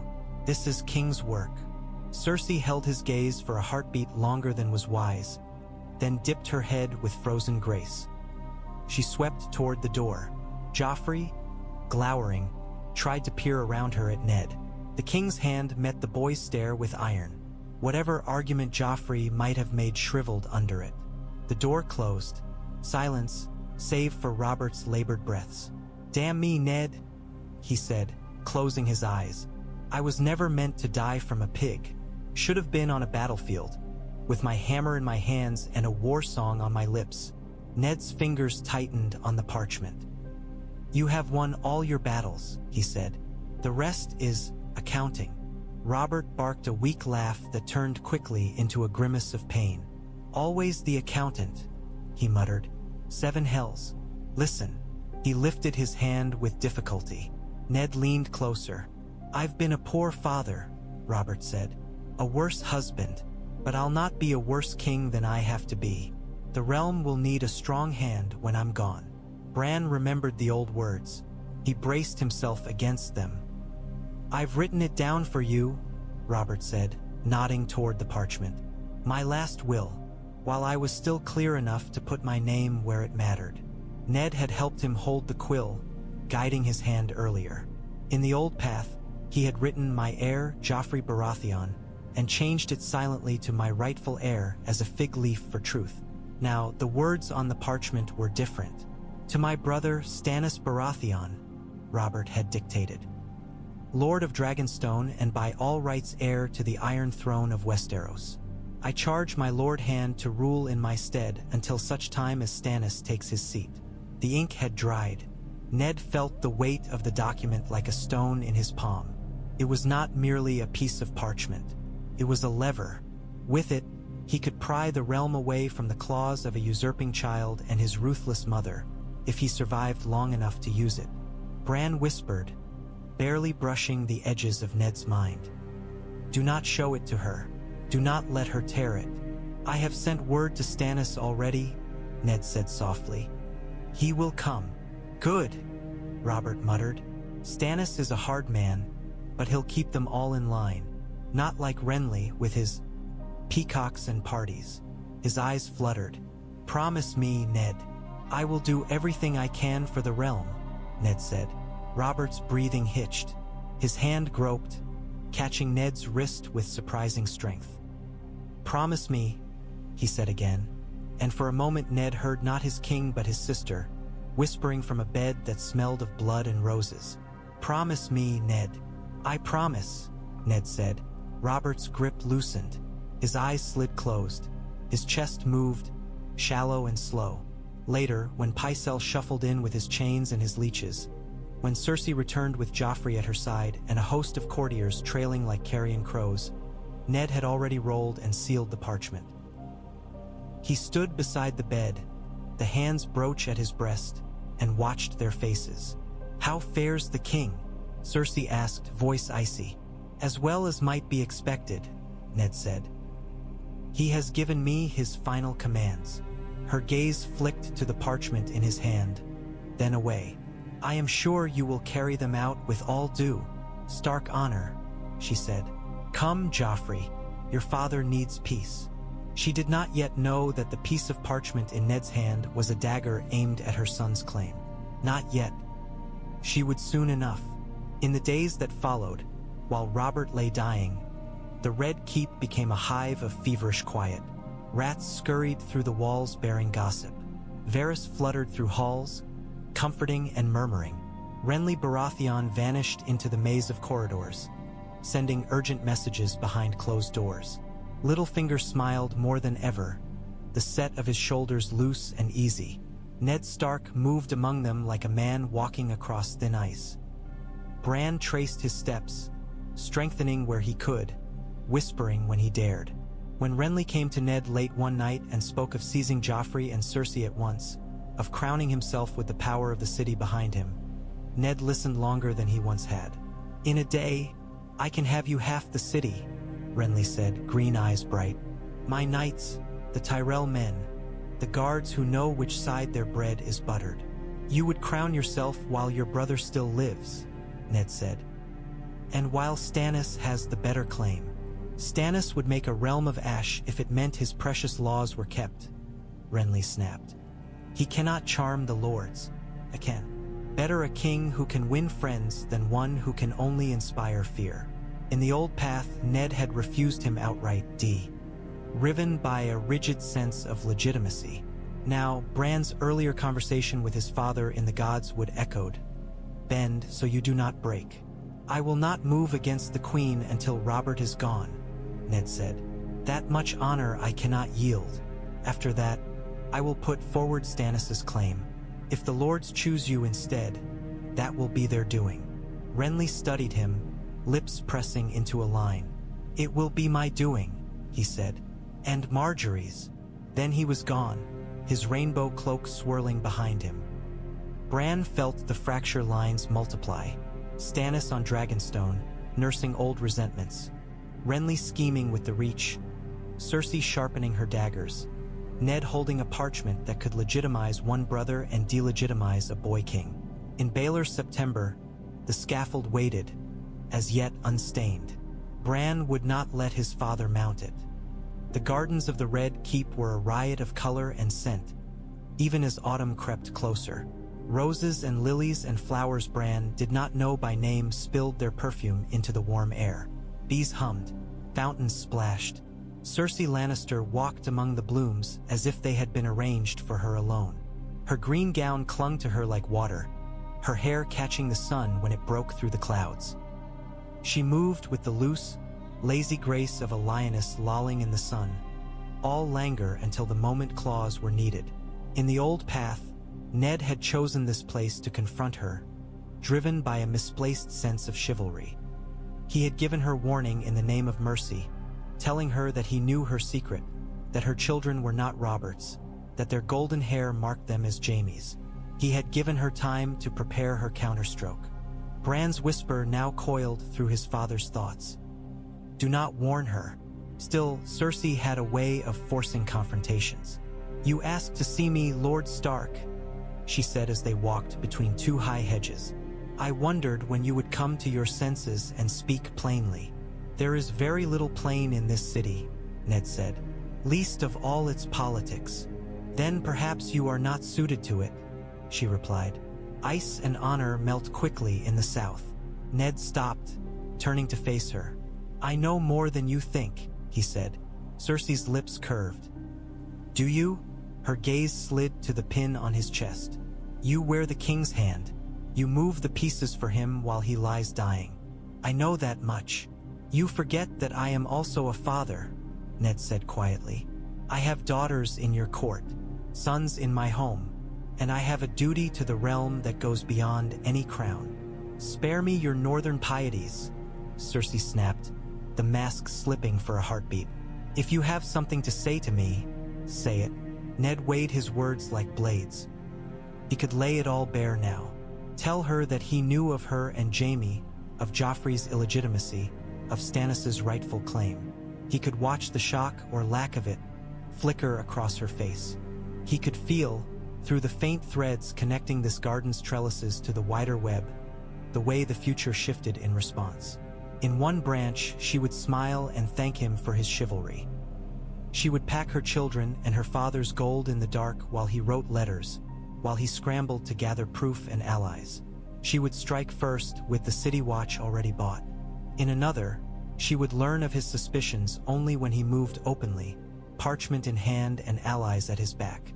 Surprise would be a weapon then. I know that Robert has named Stannis his heir, Ned said instead, and that you will not like it. Cersei's eyes narrowed. Robert can name whomever he likes on his deathbed, she said. It will not change the fact that my son is the one the realm has seen as prince all these years, the one they expect to see on the throne. Expectation is a fragile thing, Ned replied. It bends when pressed hard enough. And you mean to press? She asked. I mean to uphold the king's will, Ned said. And the law? The law? Cersei repeated, as if tasting something sour, is a singer's tale. Men follow strength. They follow fear. They follow gold. They do not follow words scratched on parchment. They follow when words are backed by swords, Ned said. For a heartbeat, Cersei's gaze skimmed over him, taking his measure. A northern lord, far from home, with a few dozen household guards and the love of a dying king. A man whose honor was a sword and shield both. You are not as stupid as I thought, she said at last. But you are not ruthless enough. She stepped closer, close enough that he could smell the hint of citrus on her skin, the musk of the perfume she favored. When you play the Game of Thrones, Lord Stark, she murmured, you win or you die. There is no middle ground. Bran felt the words land differently this time. Once they had been a warning Ned ignored, dismissing them as Southern theater. Now he heard them as the threat they were. You mistake me, he said. I did not come here to play. Then you will lose, Cersei said simply. She turned and walked away, skirts whispering against the gravel. Ned watched her go, jaw clenched, hands at his sides. When she turned the corner, out of sight, he let out a slow breath. In the hedges, birds fluttered. Bran slipped from their beady black eyes into the wooden slats of a nearby bench, into the trellis that held the roses up, into the memory of sap and sun that lingered in every living thing. He saw Cersei as she stalked back to her chambers, face taut. He saw her summon her handmaids and her brother. He saw the way her movements were just slightly less hurried than before, just slightly less sure. She did not know how much he knew. She did not know when he would move. Uncertainty was a crack in any armor. In the Tower of the Hand that evening, Ned spread his pieces on the board. He summoned Ser Barristan Selmy and spoke to him of oaths. He spoke with Varys, fishing in the eunuch's murky waters for hints of who might stand with Stannis. He met again with Janos Slynt and his captains and made plain the terms under which his support would be expected when the time came. And he sent one last letter north, borne by a swift raven, to Winterfell. Prepare, he wrote to Catelyn. If war comes, it will come quickly. Hold Myrcella close, treat her well, but know that her mother will use her as a blade if she can. In the north, under gray skies and falling snow, Catelyn read those words and looked out across the yard where Myrcella wove garlands with Sansa and the younger children. The princess laughed at something Bran said, cheeks flushed with cold, hair haloed by her hood's fur. Catelyn's hand tightened on the letter until the parchment crinkled. "We will keep her safe," she said aloud, to no one in particular. "No matter what storm comes." Bran felt the promise. Settle into the roots of the ancient heart tree in Winterfell's Godswood. An oath sworn not before the seven but the older, hungrier gods. The storm was almost upon them. The day after Robert Baratheon died, King's Landing woke to bells tolling from every September. The sound rolled over the city like waves, bouncing off tiled roofs and narrow alleys. In the throne room, tapestries had been hastily rearranged. Black and gold draped the pillars. The small folk had been kept out. This was a courtly affair, nobles summoned in rich silks and polished mail to witness the passing of power. Joffrey Baratheon sat upon the Iron Throne, the twisted blades looming above him like a frozen storm. He looked smaller there than he had when posturing in practice armor in the yard, a boy propped on a knife's nest. His features were pale but composed, chin lifted in bravado. Cersei Lannister stood at his right hand, hair a bright banner against the gloom. The council arrayed itself nearby. Varys with hands folded, Pycelle blinking, Renly tight-lipped, Littlefinger smiling his thin smile. The King's Guard, white cloaks pristine, lined the dais. Eddard Stark entered with measured steps, the hands pinned at his chest and a sealed parchment in his hand. Behind him, gold cloaks stood rank on rank. Among them, a few faces were from the north, Carlin Snow and his fellows, eyes watchful. Bran's presence drifted in the rafters, in the tall doors carved wood, in the hafts of spears. He watched from a dozen unseen angles as history approached a fork. In the old path, the gold cloaks had turned on Ned at Littlefinger's signal, blades flashing, his men cut down. His honor and naivety had delivered him into Cersei's hands. Today, the scales were differently weighted. "We are here," Cersei's clear voice rang out, "to acknowledge the passing of Robert Baratheon, first of his name, and to welcome his son, Joffrey Baratheon, as king." There were murmurs of assent, bows, curtsies. Ned stepped forward. "Your Grace," he said, his voice cutting through the noise. "Before we do so, there is the matter of the late king's will." Cersei's gaze snapped to him, sharp and wary. "The king's will?" she repeated. "Robert signed no such thing in my presence." "In mine," Ned said. He lifted the scroll. Robert Baratheon, with his own hand, named his brother Stannis Baratheon as his heir, and charged me to rule as regent until Lord Stannis can come to King's Landing and claim his throne. The room stilled. Renly's eyes widened. Varys's brows crept up. Littlefinger's smile froze. Pycelle fumbled at his chain, mouth falling open. "Lies," Joffrey hissed. "Mother, make him stop." Cersei took a step forward, fury crackling around her like summer lightning. "You presume much, Lord Stark," she said, "to bring forged papers into this hall." Ned held the scroll out. "The seal is the king's," he said. "The ink is but days dry. If you doubt me, call Ser Barristan." He was there when the words were spoken. All eyes turned to the Lord Commander of the Kingsguard. Barristan Selmy shifted, the weight of his white cloak a sudden burden. His face was carved rock. "The king spoke of his brother," he said slowly. "He did not name Joffrey in my hearing." Cersei's fingers curled. "And you did not think to tell me this," she said. "It was the hand's business," Barristan replied. "The king's dying wishes." His voice faltered. Joffrey half risen from the throne, face reddening. "I am the king," he shouted. "It is treason to say otherwise." Ned's hand tightened on the scroll. This was the moment. In one branch he would soften, offer a compromise, speak of regencies and tutors. In another, he would stand firm and risk being branded traitor. Bran pressed, gentle but relentless, through the faint threads that connected father and son. "You promised him," he whispered. "Promise me." Ned lifted his chin. "By all the laws of gods and men," he said, voice ringing in the chamber. "Stannis Baratheon is the rightful heir. I will uphold Robert's will. Until Lord Stannis comes to claim his throne, I will serve as regent. Joffrey may remain as prince, but he will not be crowned king this day." Gasped. A ripple of shocked whispers. Cersei moved with snake-fast precision. She strode to the center of the hall, hand reaching for the scroll. "Give that to me," she hissed. Ned stepped back. "No," he said. "Seize him," Joffrey shrieked. "Kill him. He's a traitor." All eyes went to the gold cloaks. In the old path, Janos Slynt would have hesitated just long enough for Littlefinger to glance his way, for the weight of Lannister gold in his purse to tip the scale. Then he would have given the order to cut down Ned's men. Today his hand twitched toward his sword and stopped.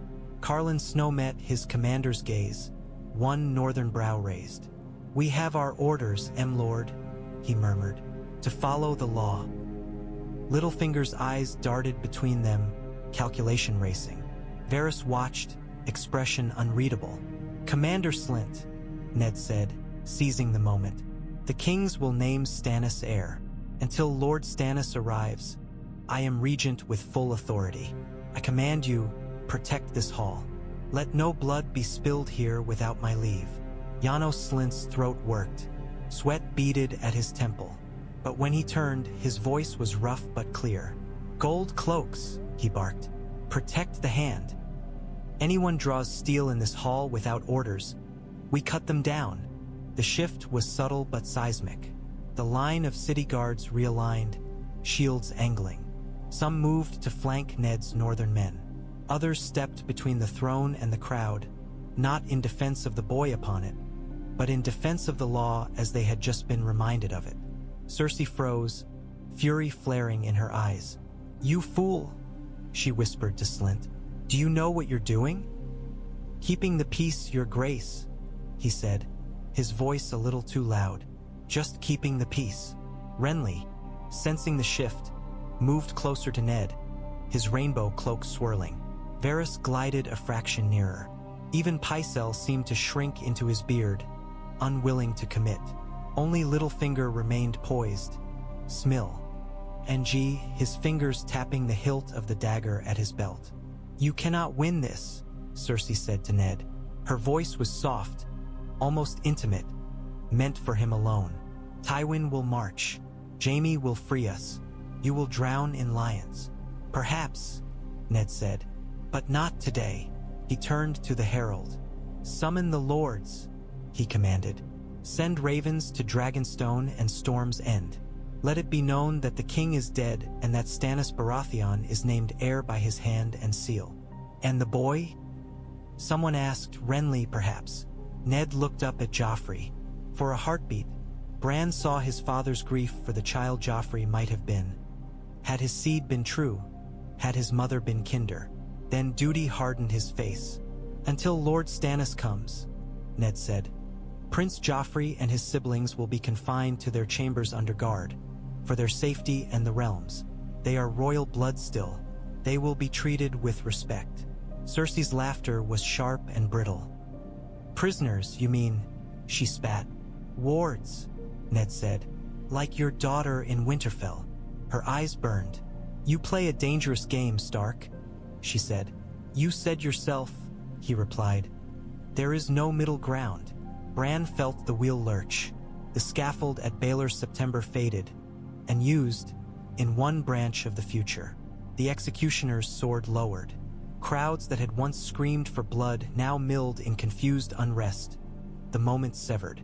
In its place, another path opened. A Lannister host massing at Harrenhal. Stannis's black sails leaving Dragonstone, Renly's banners blooming in the Reach, Robb Stark in the north receiving ravens that told not of his father's death, but of his gamble. The war would come, but its shape was already different. Far to the north of all this scheming, beyond the last farms and the last lonely holdfasts, beyond even the massive bulk of the wall, the world lay in a silence that had nothing to do with politics. Snow fell in slow, heavy flakes over a forest of black, skeletal trees. The wind moaned between them, carrying no human voice. The sky was an iron lid.